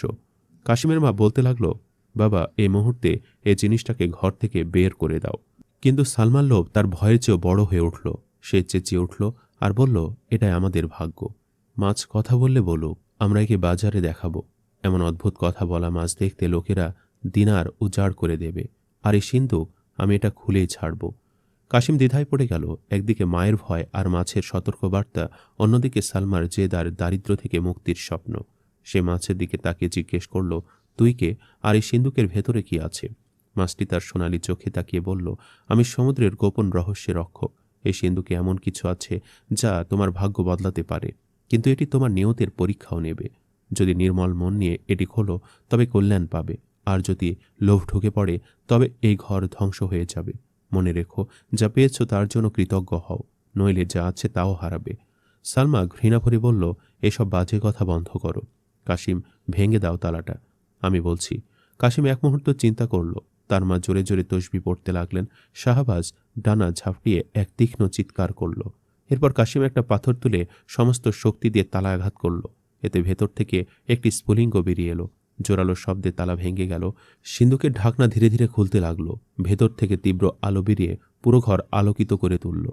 সালমার চোখে লোভের ঝিলিক, আর মায়ের মুখে ভয়। আর কাশিম, সে শুধু হতভম্ব হয়ে সে আলোয় তাকিয়ে রইল। এবার কাশিম দেখল সিন্দুক খালি নয়, কিন্তু তাতে সোনার মুদ্রার স্তূপও নেই। সিন্দুকের মাঝখানে কালো মখমলের কাপড়ের উপর রাখা আছে এক মুঠো সমান এক টুকরো গাঢ় লাল পাথর। এটা কোনো সাধারণ পাথর নয়, এটি যেন রক্তের মতো গাঢ় রঙের এক অদ্ভুত পাথর। এই পাথরটিও আবার সিন্দুকের মধ্যে নিজে নিজে নড়াচড়া করছে। পাথরের পাশে রাখা ছিল পুরনো হলদে হয়ে যাওয়া চামড়ার কাগজ, যাতে লেখা এমন এক লিপি যা শতাব্দীর প্রাচীন বলে মনে হয়। সোনার আশা নিয়ে বসে থাকা সালমা হতাশ হয়ে পড়ল। বিরক্ত স্বরে সে বলল, এত কষ্ট, এত নাটক, শেষে কি বেরুলো? একটা পাথর। আমাদের কপালে কি শুধু এই পাথরই লেখা? কিন্তু কাশিমের চোখ সেই পাথর থেকে সরছিল না। সে অনুভব করছিল পাথরটি যেন তাকে টানছে। ভয়ে ভয়ে হাত বাড়িয়ে সে লাল পাথরটি তুলে নিল। পাথর ছোঁয়া মাত্র এক অদ্ভুত উষ্ণতা যেন সরাসরি তার হৃদয়ে পৌঁছে গেল। ঠিক তখনই কোণে রাখা সেই সোনালি মাছটি আবার নড়ে উঠল। এবার মাছটি বলতে লাগল, হে কাশিম, এই পাথর এক মহাপরীক্ষা। এটি রাজাদের মুকুটের শোভা হতে পারে, আবার কোনো হতভাগার গলায় ফাঁসও হতে পারে। এটাকে নিজের ঘরে রেখো না। এটি এমন এক সম্পদের চাবি যার পেছনে সর্বনাশের ছায়া লেগে থাকে। এটাকে যেখানে পেয়েছ সেখানে মাটি চাপা দাও, অথবা এমন কারো হাতে তুলে দাও যে এর প্রকৃত যোগ্য। কাশিমের হাত কেঁপে উঠল। সে পাথরটা আবার রেখে দিতে যাচ্ছিল। ঠিক তখনই সালমা ঝাঁপিয়ে পড়ে তার হাত থেকে পাথরটি ছিনিয়ে নিল। সালমা চিৎকার করে উঠল, এই মাছের কথাই কেউ কান দেবে না। কাশিম, ভালো করে দেখো, বাজারের জহুরিদের দোকানে থাকা পাথরের চেয়ে এটা 1000 গুণ দামি। এটা বিক্রি করতে আমরা রাজপ্রাসাদের মতো বাড়ি বানাতে পারব। বৃদ্ধা নিজের জায়গা থেকে কাপা কণ্ঠে বললেন, বৌমা, জেদ করো না, এটা আমাদের জন্য নয়। পরের আমানতে খেয়ানত করা ঠিক হবে না। কাশিম বাবা, আমার কথা শোনো, এ বিপদ ঘর থেকে দূরে সরিয়ে দাও। কিন্তু সালমার ওপর যেন লোভের ভূত চেপে বসেছিল। সে ঘৃণা ভরে মাছটির দিকে তাকিয়ে পাশে পড়ে থাকা মোটা কাপড় দিয়ে মাছের পাত্রটা ঢেকে দিল এবং তার স্বামীকে বলল, কালকেই এটা নিয়ে তুমি বাজারে যাবে আর বিক্রি করবে। রাত গভীর হয়ে গেল, কিন্তু সেই ভাঙ্গা কুড়ে ঘরে কারো চোখে ঘুম এলো না। যেভাবেই হোক সেই রাতটা কেটে গেল। পূর্ব দিক থেকে সূর্যের প্রথম আলো ফুটে উঠল। সকাল হতেই সালমা কাশিমকে ঝাঁকিয়ে তুলল, আর সে পাথরটা পুরনো রুমালে মুড়ে কাশিমের হাতের ওপর রাখল আর বলল, ভুলেও এই পাথর সস্তায় বেচবে না, বরং এমন দাম চাইবে যাতে আমাদের 7 পুরুষ বসে খেতে পারে। ভারী মনে কাশিম পাথরটা পকেটে রাখল এবং কাশিম গভীর নিঃশ্বাস ফেলল আর বলল, আল্লাহই মালিক, এবং সে ঘর থেকে বেরিয়ে পড়ল। দুপুর নাগাদ সে শহরের সীমানায় পৌঁছাল। এই শহর তার বস্তির চেয়ে সম্পূর্ণ আলাদা। উঁচু মিনার, বাজারে উপচে পড়া ভিড়, মশলা আর আতরের মিশ্র সুবাস। চারিদিকে কোলাহল। ধনী ব্যবসায়ীরা উট ঘোড়ায় চড়ে যাচ্ছে আর গরিব শ্রমিকেরা তাদের পথ ছেড়ে দিচ্ছে। কাশিম নিজের ছেঁড়া জামাটা ঠিক করার চেষ্টা করল। লোকজনের কাছে জোহরিদের বাজারের পথ জিজ্ঞেস করতে করতে এগুতে লাগল। সবাই তাকে তাচ্ছিল্যের চোখে দেখছিল, কিন্তু তার কিছু যায় আসছিল না। পকেটে থাকা পাথরটা তাকে সবার ওপরে মনে করাচ্ছিল। হাঁটতে হাঁটতে সে একটা বড় দোকানের সামনে এসে দাঁড়ালো। দোকানটা অন্য দোকানগুলো থেকে আলাদা ছিল। এবার সে বিসমিল্লা বলে সিঁড়ি বেয়ে ভেতরে ঢুকল। কাশিম ঢুকতে একজন পাহারাদার গর্জে উঠল, এই ফকির, এটা ভিক্ষার জায়গা নয়, বেরিয়ে যাও। কাশিম ভয় পেয়ে গেল, তবু সাহস সঞ্চয় করে বলল, আমি ভিক্ষা চাইতে আসিনি, আমি ব্যবসা করতে এসেছি। আমার কাছে এমন জিনিস আছে যার দাম হয়তো আপনার পুরো দোকানের থেকেও বেশি। এই কথা শুনে শেখ মনসুর মাথা তুললেন, চোখে বিদ্রুপের হাসি। হাতের ইশারায় পাহারাদারকে থামিয়ে গম্ভীর কণ্ঠে বললেন, বাহ, এক জেলে আর রাজকীয় ধনের কথা। মজার তো, কাছে এসো, দেখাও সমুদ্রের গভীরতা থেকে কি এনেছ, মুক্তা নাকি কোনো চকচকে পাথর। কাশিম ধীরে এগিয়ে সে টেবিলের সামনে দাঁড়ালো। পকেট থেকে ময়লা চাপা রুমাল বের করল। শেখ মানসুরের মুখে তখনও হাসি ছিল, কিন্তু রুমালের গিট খুলে যখন সেই লাল পাথর টেবিলে রাখা হলো, দোকানের পরিবেশ তখন এক মুহূর্তেই বদলে গেল। পাথর থেকে হালকা লাল আলো বেরিয়ে কাচের জিনিসে প্রতিফলিত হতে লাগলো। তখন সে দোকানদারের মালিক, পাথর ব্যবসায়ী শেখ মানসুরের হাসি গলায় যেন আটকে গেল, আর তিনি তড়িঘড়ি চশমা ঠিক করে পাথরের দিকে হাত বাড়ালেন। পাথরটি দেখে তিনি বলতে লাগলেন, এই পাথরটা তো অনেক মূল্যবান একটা পাথর। এই পাথর তো শতাব্দী ধরে নিখোঁজ ছিল। তুই এটা কোথায় পেলি, হতভাগা? কাশিম কাপা গলায় বলল, এটা সমুদ্রের জালে আটকে গিয়েছিল। এটা কি খুব দামি? শেখ মানসুর প্রথমে পাথরের দিকে তাকালেন, তারপর কাশিমের সরল মুখের দিকে। তিনি বুঝে গেলেন এই জেলে এর আসল মূল্য কিছুই জানে না। মুখের ভঙ্গিমা বদলে তিনি মিথ্যা হাসি হাসলেন আর বললেন, হ্যাঁ, একটি দামি পুরনো পাথর এটা, কিন্তু এতে অনেক ত্রুটি আছে। দেখো, এখানে ফাটল, রঙও একটু ফিকে। তবু তুমি এত দূর থেকে এসেছ, আমি তোমাকে নিরাশ করব না। এর বদলে আমি তোমাকে 100 দিনার দিতে পারি। কাশিমের কাছে এটা সারা জীবনের আয়ের চেয়েও বেশি। তার বুকটা তখন জোরে ধড়ফড় করতে লাগলো। সালমা তো 10 দিনার পেলে খুশি হতো। সে মনে মনে চুক্তি পাকা করতে যাচ্ছিল। ঠিক তখনই বাহিরে হইচই শুরু হলো। বাহিরে থেকে যেন ঘোড়ার পায়ের শব্দ শোনা গেল, আর দোকানে দরজা খুলে গেল। ঘোড়ায় করে এসেছিল একজন মুখোশধারী লোক, যার পোশাক ছিল রাজকীয় সৈন্যদের মতো। সে জোরে ঘোষণা করল, শহরের কোতোয়ালের হুকুম, সব বাজার বন্ধ করে দেওয়া হোক। রাজকীয় কোষাগার থেকে চুরির খবর পাওয়া গেছে। প্রতিটি দোকানার, প্রতিটি অপরিচিত লোকের তল্লাশি হবে। শেখ মানসুরের মুখ ফ্যাকাশে হয়ে গেল। সে সঙ্গে সঙ্গে পাথরের ওপর হাত চেপে ধরল, যেন লুকাতে পারে, আর কাশিমের দিকে তীক্ষ্ণ দৃষ্টিতে তাকিয়ে ফিস ফিস করে বলল, এখানে থেকে চলে যা। যদি সৈন্যরা এই পাথরটা দেখে ফেলে, তাহলে তোকে আর আমাকে দুজনকে শুলে চড়াবে। পেছনের দরজা দিয়ে পালা। কিন্তু কাশিম হতভম্ব হয়ে দাঁড়িয়ে রইল। তার মাথার ভেতর মাছটির সতর্ক বাণী ঘুরছিল। শেখ মানসুর কাশিমকে বলছিল, রাজকীয় পাহারাদারদার যদি আমার দোকানে এটা দেখে ফেলে, তাহলে আমার মাথা শরীর থেকে আলাদা হবে, আর তোকে তো জীবন্ত দেয়ালে গেঁথে দেবে। পালা, এখান থেকে পালা, নিজের আর আমার প্রাণ বাঁচা। কাশিম কিছু বোঝার আগেই বা প্রশ্ন করার সুযোগ পাওয়ার আগেই শেখ তাকে বাহু ধরে দোকানের পেছনের ছোট অন্ধকার পথে ঠেলে দিল। কাশিম তখন হতভম্ব হয়ে পিছনে সে রাস্তা দিয়ে বেরিয়ে এলো, এবং তার মুঠোয় এখনো সে রুমাল চেপে ধরা, যার ভেতরে অভিশপ্ত পাথরটা জ্বলন্ত অঙ্গারের মতো দগদগ করছে। কাশিমের মনটা যেন খাঁচার ভেতর বন্দি পাখির মতো ছটফট করছে। সে দৌড়াতে লাগলো। সে জানত না সে কোথায় যাচ্ছে, শুধু জানত এই অভিশপ্ত জায়গা থেকে অনেক দূরে, খুব দূরে যেতে হবে। কাশিম শহরের আঁকাবাঁকা গলিতে দৌড়াচ্ছিল। যে শহরটা সকালে তার কাছে আশার প্রাসাদ মনে হয়েছিল, এখন সেটা ভয়ঙ্কর এক গোলক ধাঁধা। প্রতিটি মোড়ে তার মনে হচ্ছিল রাজকীয় সৈন্য দাঁড়িয়ে আছে। দৌড়াতে দৌড়াতে সে শহরের পুরনো অংশে পৌঁছালো। সেখানে বাড়িগুলো ছিল ভাঙ্গাচোরা আর রাস্তা ছিল সংকীর্ণ। সন্ধ্যার ছায়া ঘনিয়ে আসছিল, আজানের ধ্বনি বাতাসে ভেসে বেড়াচ্ছিল। কিন্তু কাশিমের কানে শুধু শেখ মানসুরের কথাই বাজছিল। চুরি, রাজকীয় কোষাগার, মৃত্যু। সে এক পুরনো মসজিদের সিঁড়িতে বসে হাঁপাতে লাগল। সে পকেটে হাত দিল, পাথরটা এখনও সেখানেই, ভারী, গরম। সে ভাবল, এটা কি সত্যিই চোরাই মাল? কোনো ডাকাত কি সিন্দুকটা সমুদ্রে ছুঁড়ে ফেলেছিল, নাকি কোনো পুরনো বাদশাহের হারানো আমানত? হঠাৎ তার মনে হলো কেউ তাকে দেখছে। ভয় মাথা তুলল সে। মসজিদের চাতালের নিচে অন্ধকারে দাঁড়িয়েছিল এক ছায়া, এক বৃদ্ধ ফকির। তার গায়ে ঝুলছিল ছেঁড়া কাপড়, চুল জট বেঁধে আছে। ঝাপসা চোখে সে কাশিমের দিকে তাকিয়ে। কাশিম উঠতে যাবে, এমন সময় ফকির অদ্ভুত কথা বলল, জলের জিনিস জলই চায় হে মুসাফির, আর যা আগুন থেকে বানানো তা তোর কাঁচা ঘর পুড়িয়ে দেবে। কাশিমের পায়ের নিচে মাটি যেন সরে গেল। এই ফকির জানল কি করে? সে কি গুপ্তচর, না কোনো জাদুকর? উত্তর দেওয়ার সাহস পেল না কাশিম। উল্টো পায়ে সেখান থেকে পালালো। এখন সে নিজের ছায়াকেও ভয় পাচ্ছিল। কোনো মতে লুকোতে লুকোতে সে শহরের সীমানা পেরিয়ে মরুভূমির পথে উঠে এলো এবং সে চলতেই থাকল। পথ জুড়ে ভাবছিল সালমাকে কি উত্তর দেবে। সে তো 100 দিনারের স্বপ্ন বুনে বসে থাকবে। তার মাকে কিভাবে বলবে যে তার অশুভ আশঙ্কা সত্যি হচ্ছে? বস্তির কাছে পৌঁছাতে পৌঁছাতে মধ্যরাত পেরিয়ে গেছে। দূর থেকে নিচের কুড়েঘরে জ্বলতে থাকা প্রদীপটা কাশিম দেখতে পেল। সে দরজা গিয়ে হাত রাখল। এক মুহূর্ত থামল। আল্লাহু আকবার পড়ে দরজা ঠেলে খুলল। ভেতরের দৃশ্য আগের মতোই ছিল। তার মা বিছানায় শুয়েছিল। একটু সালমা হঠাৎ করে এসেই কাশিমকে জিজ্ঞেস করল, কি হলো, কোথায় দিনার, কোথায়? পকেট খুঁজে যখন কাপড়ে মোড়া সে পাথর ছাড়া আর কিছুই পেল না, সে চিৎকার করে উঠল, এটা কি? তুমি আবার এই পাথরই নিয়ে এলে? বাজার বন্ধ ছিল না, তোমার মাথায় পাথর পড়েছে? বলিনি যে দামি দিক বেঁচে আসবে? কাশিম তখন বাজারে ঘটে যাওয়া সমস্ত ঘটনা সালমাকে খুলে বলল আর বলল, সালমা, এটা পাথর নয়, এটা হলো মহাবিপদ। জহুরি বলেছিল এটা রক্তখেকো অজগর, রাজকীয় কোষাগারে চুরির মাল। ধরা পড়লে কেউ বাঁচবে না। এটাকে এখনই সমুদ্রে ছুঁড়ে ফেলতে হবে। এই কথা শুনে সালমা আরও রেগে গেল। সালমা অনেক চিৎকার করতে লাগল। এই হট্টগোলে মা উঠে বসলেন। কাপা গলায় বললেন, বৌমা, খোদার দোহায় থামো। আমার ছেলে সুস্থভাবে ফিরেছে, এটাই লাখ টাকার ধন। কাশিম ঠিক বলছে। হারাম রোজগার আর চোরাই মাল কখনো মঙ্গল আনে না। বাবা, তুমি এটাকে সমুদ্রে ফেলে দাও, মার কসম। মায়ের কথা শুনে কাশিম পাথর তুলে দরজার দিকে এগোলো, কিন্তু সালমা পথ আটকালো।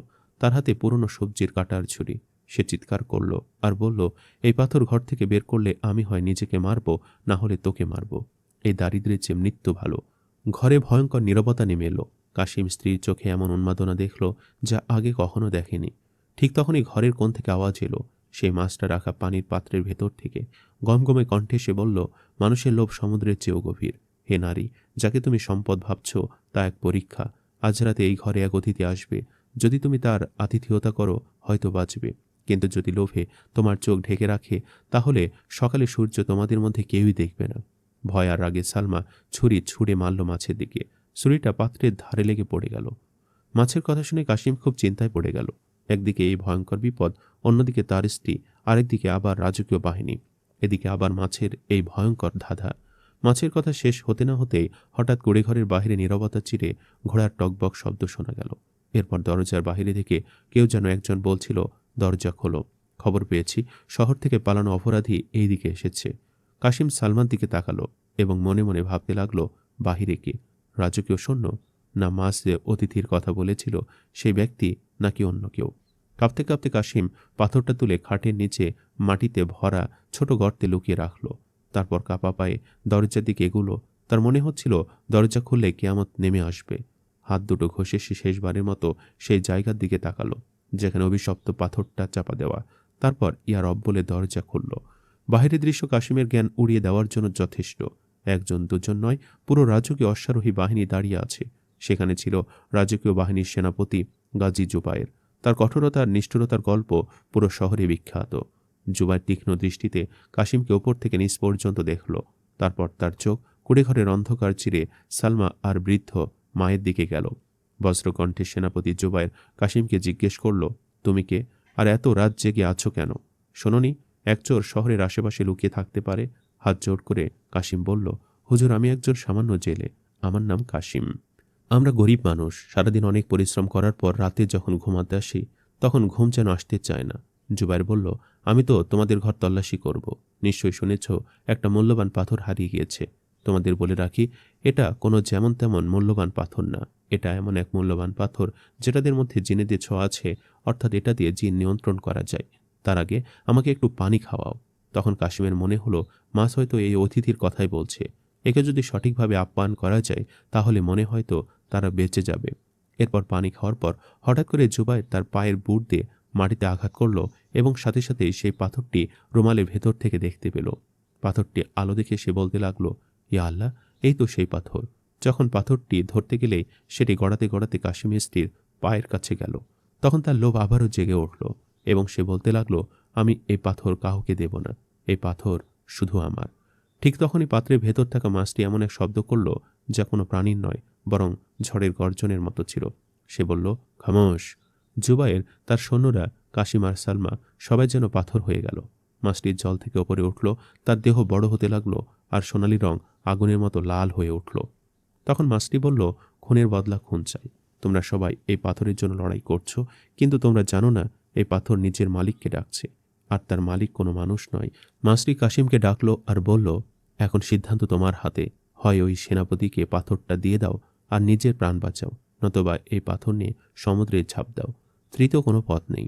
কাশিম তাকালো সালমার দিকে, যে পাথরটা বুকে জড়িয়ে হাঁপাচ্ছিল। তারপর তাকালো জুবায়েরের দিকে, যার তলোয়ার এখনো রক্তের জন্য তৃষ্ণার্থ মনে হচ্ছিল। এরপর সে তাকালো মায়ের দিকে, যিনি কোণের মধ্যে কুঁকড়ে বসে কাঁপছিলেন। তখন পাথরটা নিয়ে কাশিমের স্ত্রী এবং সেনাপতি জুবায়ের কাড়াকাড়ি করছিল। এই হুলস্থুলের মাঝে পানির পাত্রে থাকা সেই সোনালি মাছটি তার শেষ হুকুম শোনালো। তার দেহ এত বড় হয়ে গিয়েছিল যে পাত্রটি তার জন্য ছোট হয়ে পড়ছিল। তার চোখ থেকে নীল আলো বের হলো। সে বাজের দিকে তাকিয়ে এক অদ্ভুত ভাষায় কিছু বলল, এমন ভাষা যা মানুষের বোঝার বাহিরে। কিন্তু বাসটি ঠিকই বুঝতে পারল। ঘরের কোণে থাকা বাস পাখি শাহবাজ নিচে নেমে এলো। সে না জুবাইয়ের ওপর হামলা করল, না কাশিমের কাছে গেল। সে শয্যায় সালমার কাছে পৌঁছে তার ধারালো নখ দিয়ে জ্বলন্ত পাথরটা ধরার চেষ্টা করল এবং একটা সময় বাজ পাখি তার ঠোঁট দিয়ে সে পাথরটাকে ধরে নিল এবং দরজা দিয়ে বাজ পাখিটা পাথরটাকে মুখে নিয়ে বাহিয়ে বেরিয়ে গেল। জুবাইর পাগলের মতো চিৎকার করে তলার হতে বাজের পেছনে ছুটল। কাশিমস্তি আর মায়ের কথা ভুলে বাহিরে ছুটে গেল, শেষ পর্যন্ত কি হয় তা দেখার জন্য। কিন্তু তারা যখন বাহিরে বেরিয়ে এলো, তারা এক অদ্ভুত দৃশ্য দেখতে পেল। তারা দেখতে পেল বাহিরে প্রচণ্ড পরিমাণে ঝড় হচ্ছে। এদিকে শাহবাজ তার ক্ষুদ্র দেহ নিয়ে প্রবল বাতাস চিরে সোজা সমুদ্রের মাঝখানে এগিয়ে যাচ্ছিল। জুবায়ের তীরে দাঁড়িয়ে অসহায়ভাবে তাকিয়ে রইল। সে পানিতে নামার সাহস পেল না। কাশিম দেখল শাহবাজ সমুদ্রের সবচেয়ে উঁচু ঢেউয়ের ওপর গিয়ে ঠোঁট খুলে পাথরটা নিচে ফেলে দিল।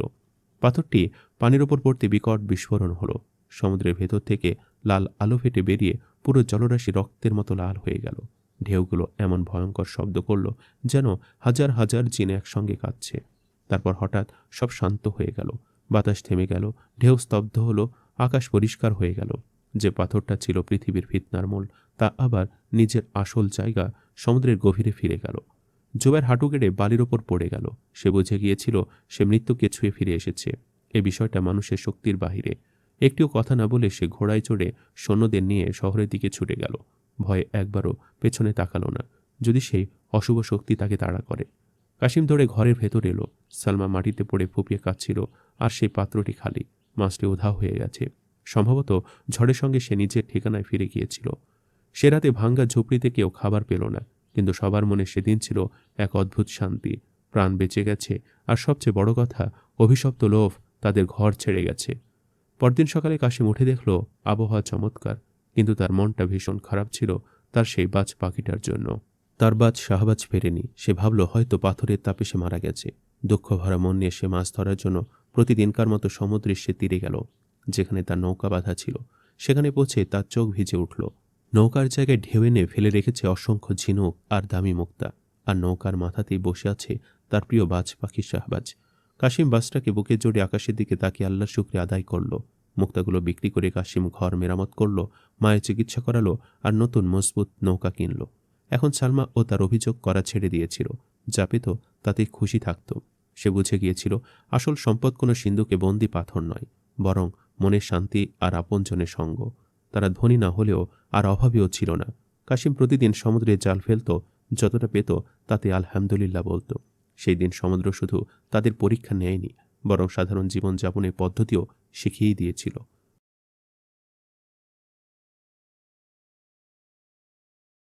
পুরনো সময়ের কথা।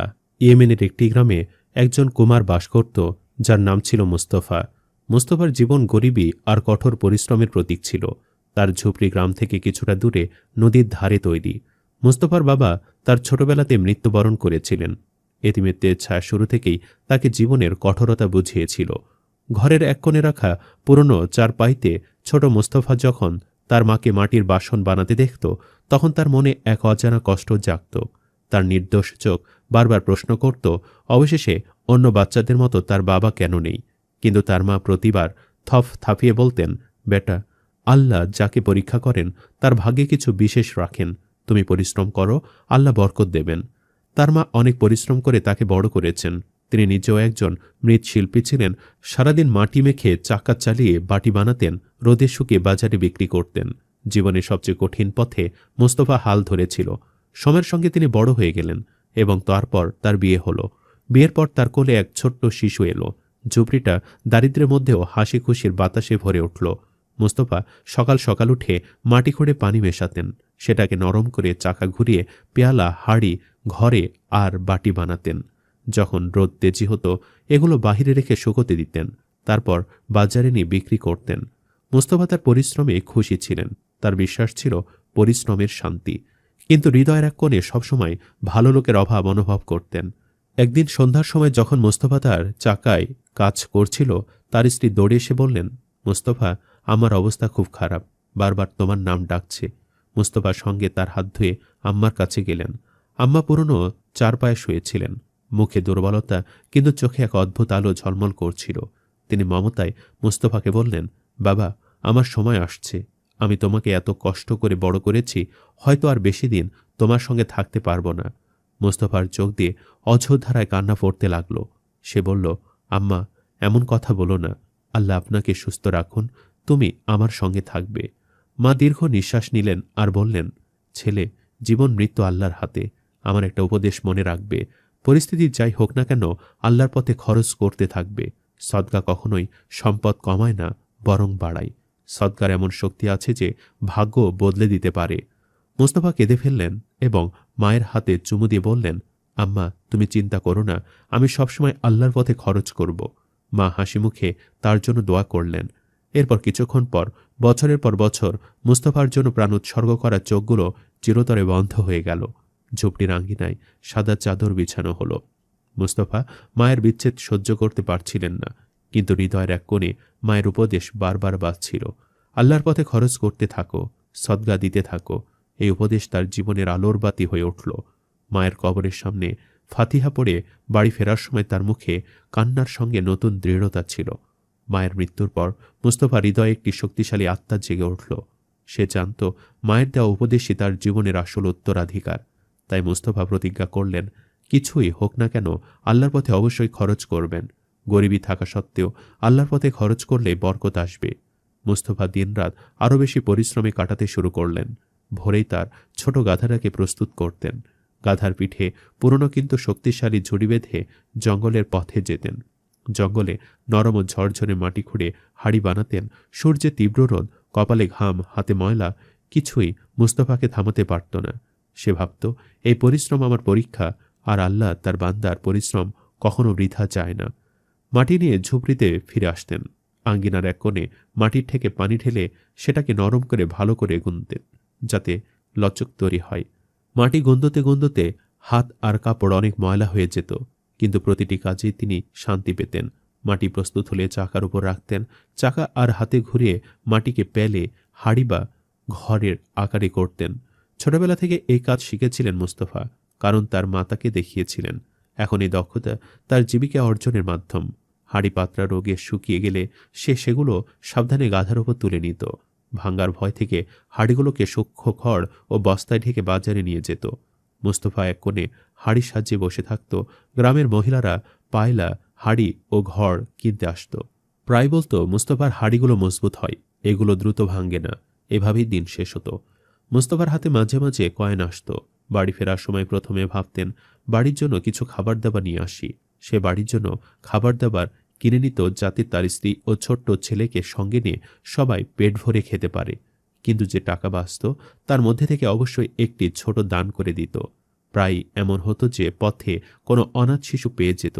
ছেঁড়া পুরনো জামা কাপড় পরা শিশুটি মুস্তফার দিকে তাকাত। তখন মুস্তফা তার পকেট থেকে কয়েন বের করে তার হাতে দিয়ে দিত।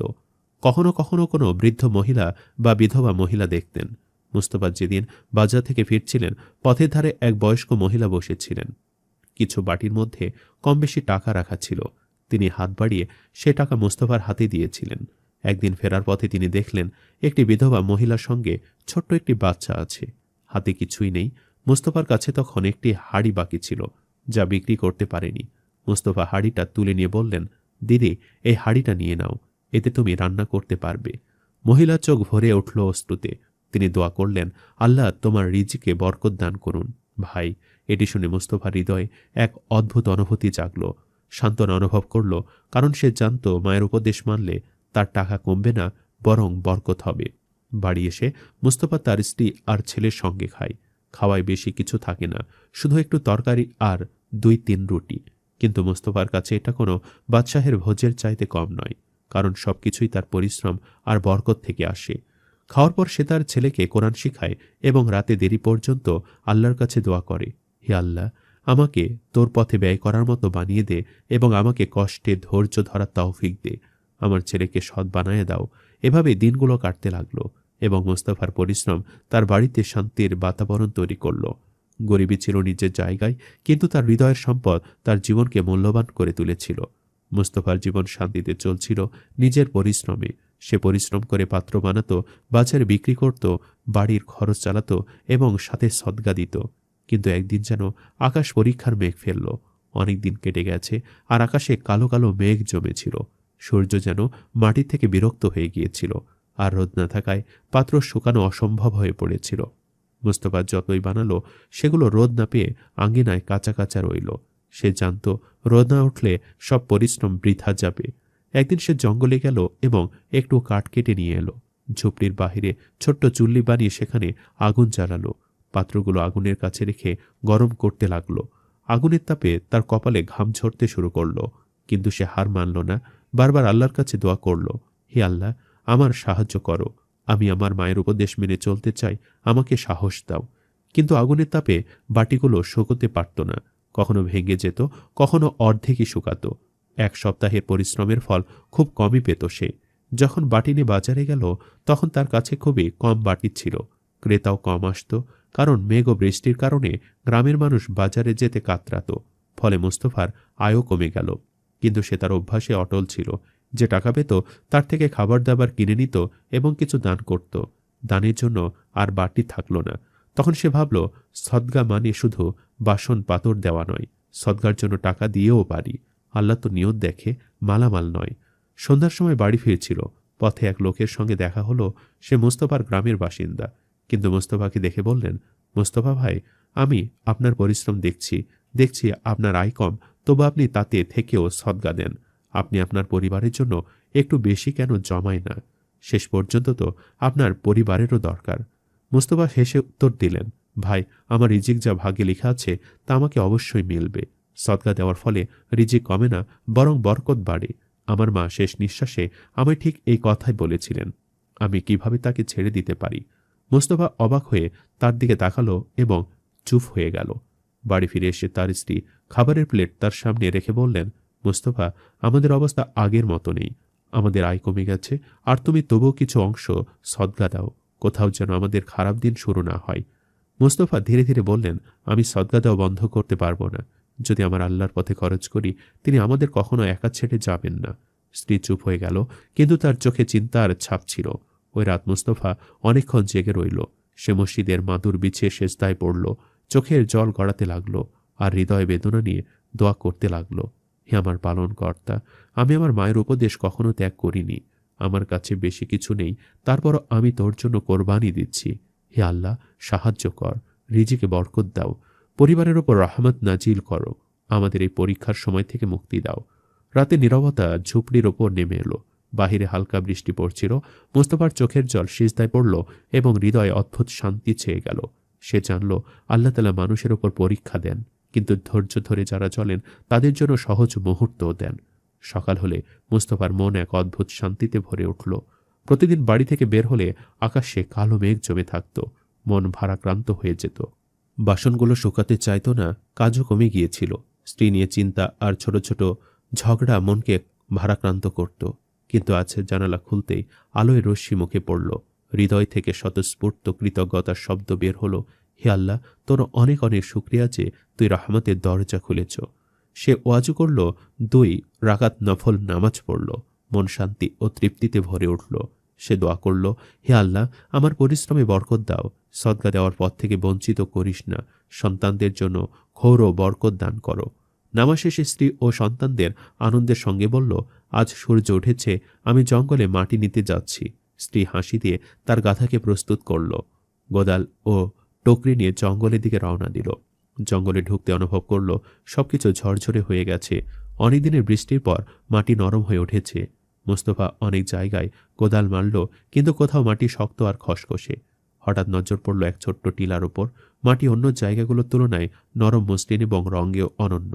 মোস্তফার কৌতূহল জাগল। খনন শুরু করল। প্রথম আঘাতে মাটি ছড়িয়ে গেল। মোস্তফা আরও জোরে খনন করল। হঠাৎ খননের যন্ত্র কোনো শক্ত বস্তুতে আঘাত করল। আওয়াজটা যেন লোহার সঙ্গে লেগে গেছে। মোস্তফা হৃদয় জোরে ধড় ধড় করে লাগল। চারপাশ থেকে মাটি সরিয়ে তিনি আবিষ্কার করলেন একটি পুরনো লোহার সিন্দুক। সিন্দুক ভারী ছিল। মোস্তফা বারবার আল্লাহর নাম বলল, হে আল্লাহ, ক্ষৌর করো। সিন্দুক খুলতে চোখ বড় হয়ে গেল। ভেতরে সোনা সিক্কে, চাদর, দুল, দামি গহনা ছিল। মুহূর্তেই তার জন্য স্বপ্নের থেকেও মূল্যবান। মোস্তফার হাত কাঁপতে লাগলো, চোখ থেকে জল পড়ল, আর সে সোজা মাটিতে সিজদায় পড়ে গেল। হে আল্লাহ, এটা তোর করুণা। আমি কিছু না ছিলাম, আমার পরিশ্রম সাধারণই ছিল, কিন্তু তুই সদকায় বরকত দিয়ে আমাকে এই পুরস্কার দিলি। মোস্তফা সিন্দুক গাধার উপর রেখে বাড়ি নিয়ে এলো। স্ত্রী ও সন্তানরা তা দেখে চমকে গেল। মোস্তফা বলল, এটা আমাদের জোরের নয়, আল্লাহর বরকত ও দয়া। সেদিন থেকে মোস্তফার জীবন বদলে গেল। গরিবী আর অভাবের জায়গায় সুখ আর শান্তি নেমে এলো। মোস্তফার সদকা আগের চেয়ে আরও বেশি বাড়ল। অনাথ শিশুদের কাপড় ও খাবার দেয়, বিধবা মহিলাদের সাহায্য করে, পথচারীদের খাওয়ায়, সুবিধা করে দেয়। মানুষ জিজ্ঞেস করে, মোস্তফা ভাই, এখন আল্লাহ আপনাকে অনেক কিছু দিয়েছেন, আর সদকা কমায়েন না? সে হাসি দিয়ে উত্তর দেয়, না ভাই, আমি করবই। মায়ের কথা মনে রেখেছি। দান দক্ষতা কখনো কমাবো না, কারণ দান থেকে ক্ষতি হয় না, বরং সম্পদে বরকত হয়। এই ধন দানের বরকতে পাওয়া। এভাবে মোস্তফার জীবন সুখী হয়ে উঠল। আশা, ধৈর্য, দান এবং আল্লাহর বরকতের সঙ্গে তার বাড়িতে শান্তি এবং ভালোবাসা ভরে উঠল।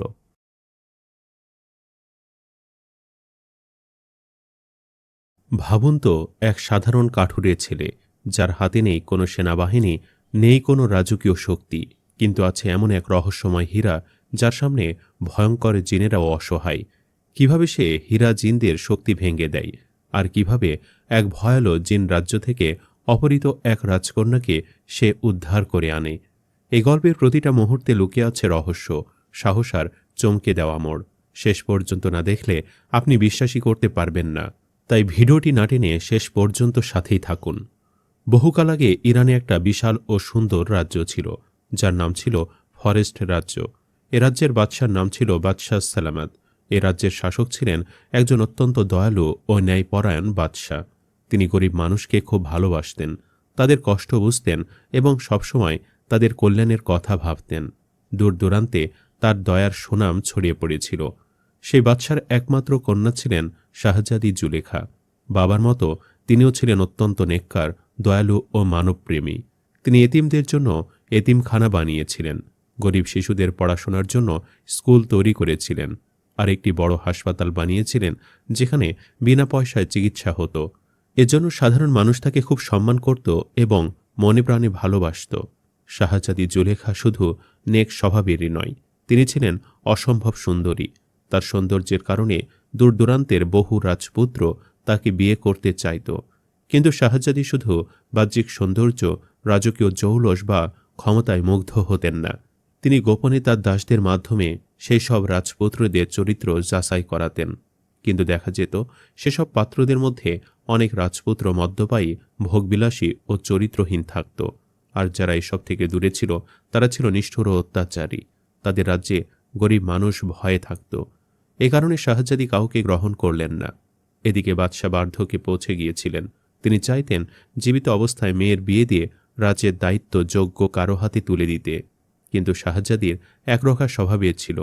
তিনি স্পষ্ট জানিয়ে দিলেন যাকে মন থেকে মেনে নিতে পারবেন না তার সঙ্গে বিয়ে করবেন না, কারণ শাহজাদি জুলেখা সবসময় চাইত একজন সৎ ও আদর্শবান স্বামী।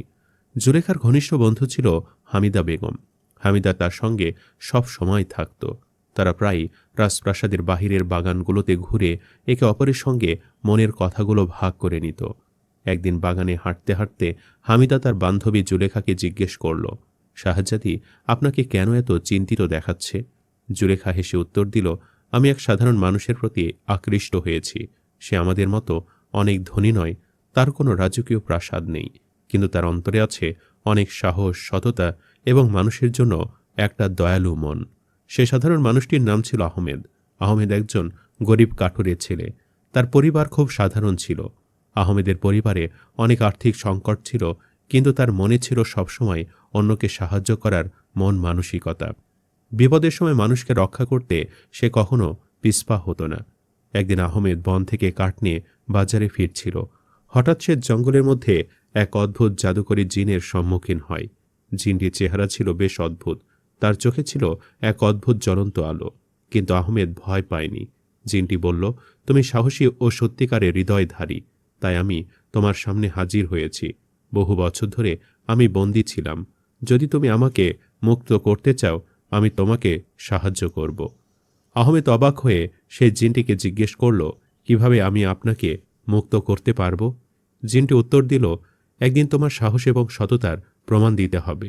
সে সময় আমি তোমাকে পুরস্কৃত করব, আর শুধু সেই সময় তুমি আমাকে মুক্ত করতে পারবে। এদিকে আহমেদের রাজ্যের রাজপ্রাসাদে চলছে অনেক বড় বিপদ। সে রাজপ্রাসাদে শাহী জিন্নাতের ছেলে হাসিম প্রচণ্ড অসুস্থ। শাহী জিন্নাত একটা জিন হলেও তার ছেলে মূলত একজন মানুষ, আর হাসিমকে খুব ছোট অবস্থায় এ রাজ্যের রাজা রাজপ্রাসাদে নিয়ে এনেছিল। আজ সে প্রচণ্ড অসুস্থ। রাজ্যের অনেক বড় বড় চিকিৎসক তার চিকিৎসা করেছে, কিন্তু কিছুতেই সে সেরে উঠছে না। তবে সেই রাজ্যের জ্যোতিষীদের মতে যদি জিনদের রাজকীয় মুকুটের মধ্যে থাকা জ্বলন্ত হীরা চিকিৎসার জন্য ব্যবহার করা হয়, তাহলে হাসিম সুস্থ হয়ে উঠবে। জুলেখা জানত যে এই বিপদ মোকাবেলার জন্য তার প্রিয় আহমেদের সাহস এবং দক্ষতা প্রয়োজন। তাই সে রাজপ্রাসাদ থেকে আহমেদকে ডেকে নিয়ে সব পরিস্থিতি তাকে জানায়। আহমেদ কোনো দ্বিধা ছাড়াই সে মুকুটের হীরা সংগ্রহের জন্য বেরিয়ে পড়ে। পথে সে বিভিন্ন রকম বিপদে পড়ে, কিন্তু তার সততা, সাহস এবং দয়ালু মন তাকে প্রতিটি বিপদ থেকে রক্ষা করে। এই হীরাটি সংগ্রহ করতে সে শাহী জিন্নাতের সাহায্য নিয়েছিল। শাহী জিন্নাত ছিল খুব ভালো একটি জিন। সে সবসময় এই রাজ্যটাকে রক্ষার কাজে থাকত, এবং সে জানত এই হীরেটি দ্বারাই তার ছেলে হাসিমকে সুস্থ করা যাবে। তাই শাহী জিন্নাতের সাহায্যেই আহমেদ এই হীরাটি সংগ্রহ করতে পেরেছিল। একসময় আহমেদ সেই জাদুকরী হীরাটি নিয়ে রাজপ্রাসাদে ফিরে আসে। এরপর হাসিমকে সেই হীরার সাহায্যে চিকিৎসা করা হয় এবং হাসিম সুস্থ হয়ে ওঠে। ফলে সে রাজ্যের রাজা সালামত আনন্দে আহমেদকে পুরস্কৃত করে। এই ঘটনার পর থেকে জুলেখা তার প্রতি আকৃষ্ট হয় শুধুমাত্র তার সত্যিকারের সাহসিকতার কারণে। এদিকে হাসিমকে সুস্থ করার পর পুরো শহরে আনন্দের বন্যা বয়ে গেল। সবাই খুব খুশি হল যে ছোট্ট হাসিমের জীবন ঝুঁকিপূর্ণ অবস্থার পর এখন নিরাপদ। হাসিম তার বাবার কাছে ফিরে এলো। শাহী জিন্নাতও খুব খুশি হল।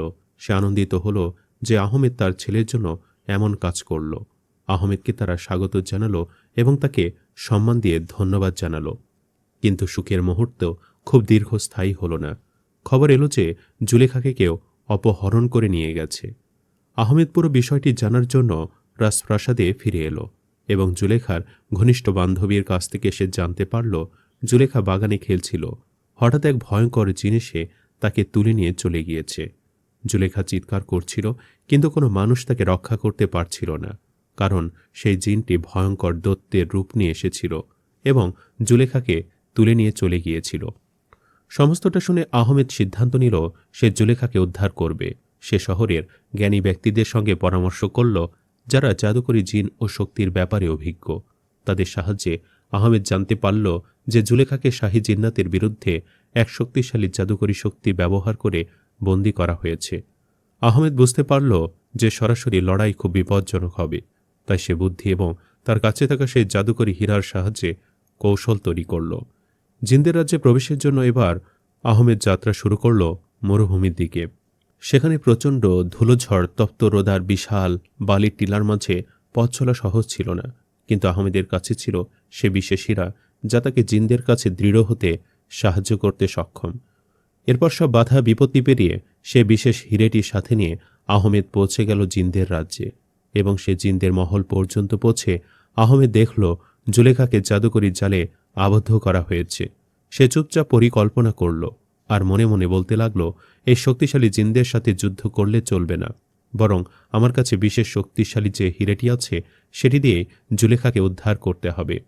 এবার আহমেদ হীরার জাদুকরী শক্তি ব্যবহার করে সে জিনকে বিভ্রান্ত করল। জিন যা ভেবেছিল ঠিক তার বিপরীত ঘটল। শক্তিশালী জিনদের দল ভেবেছিল আহমেদকেও তারা তাদের জালে আটকাবে, কিন্তু তারা পারল না। অবশেষে জুলেখাকে মুক্ত করা সম্ভব হল। জুলেখা জিনদের কাছ থেকে মুক্ত হয়ে আনন্দে চিৎকার করল এবং আহমেদ তাকে নিরাপদে শহরে ফিরে আনল। শক্তিশালী বদ জিনেরা জুলেখাকে আটকে রেখেছিল শুধুমাত্র তার সৌন্দর্যের জন্য। শাহজাদি জুলেখাকে নিরাপদ অবস্থায় থেকে শহরবাসী বেশ আনন্দিত হল। তারা ভেবে নিয়েছিল হয়তো তারা তাদের শাহজাদিকে আর কখনো ফিরেই পাবে না। এদিকে বাদশার একমাত্র রাজকন্যা শাহজাদি জুলেখাকে নিরাপদ অবস্থায় ফিরে আনার কারণে বাদশা খুবই খুশি হল। খুশি হয়ে সে আহমেদকে অনেক কিছু উপহার দিল, আর জুলেখার কাছ থেকে উপহার হিসেবে জুলেখার পুরো মনটাই সে জয় করে নিয়েছিল। সে রাজ্যের সবাই আহমেদের প্রতি অনেক শ্রদ্ধাশীল হল। এই ঘটনার মাধ্যমে প্রমাণ হল যে মানুষ ও জিনের জগতে সততা, সাহস এবং ভালোবাসা সবচেয়ে শক্তিশালী। আহমেদ একজন সাধারণ মানুষ হলেও তার বুদ্ধি এবং ধৈর্য দিয়ে সে অসাধারণ কাজ করতে পারত। এরপর থেকে সে শাহী জিন্নাত, হাসিম এবং জুলেখা সবাই নিরাপদে থাকল, এবং আহমেদের কাছে সেই বিশেষ হিরেটি ছিল।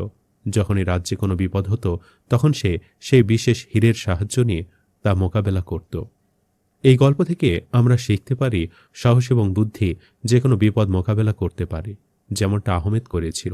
তাই আমাদের উচিত যে কোনো বিপদ মোকাবেলায় সাহস এবং বুদ্ধি দিয়ে কাজ করা। তাহলে আমরা যে কোনো বড় ধরনের বিপদ থেকে রক্ষা পাব। সম্মানিত দর্শক, ভিডিওটি আপনাদের কাছে কেমন লেগেছে তা আমাদের কমেন্ট করে অবশ্যই জানাবেন, আর সবাই আমাদের সাথেই থাকবেন। আজ তাহলে এই পর্যন্তই। আপনারা ভালো থাকবেন, সুস্থ থাকবেন। আল্লাহ হাফেজ।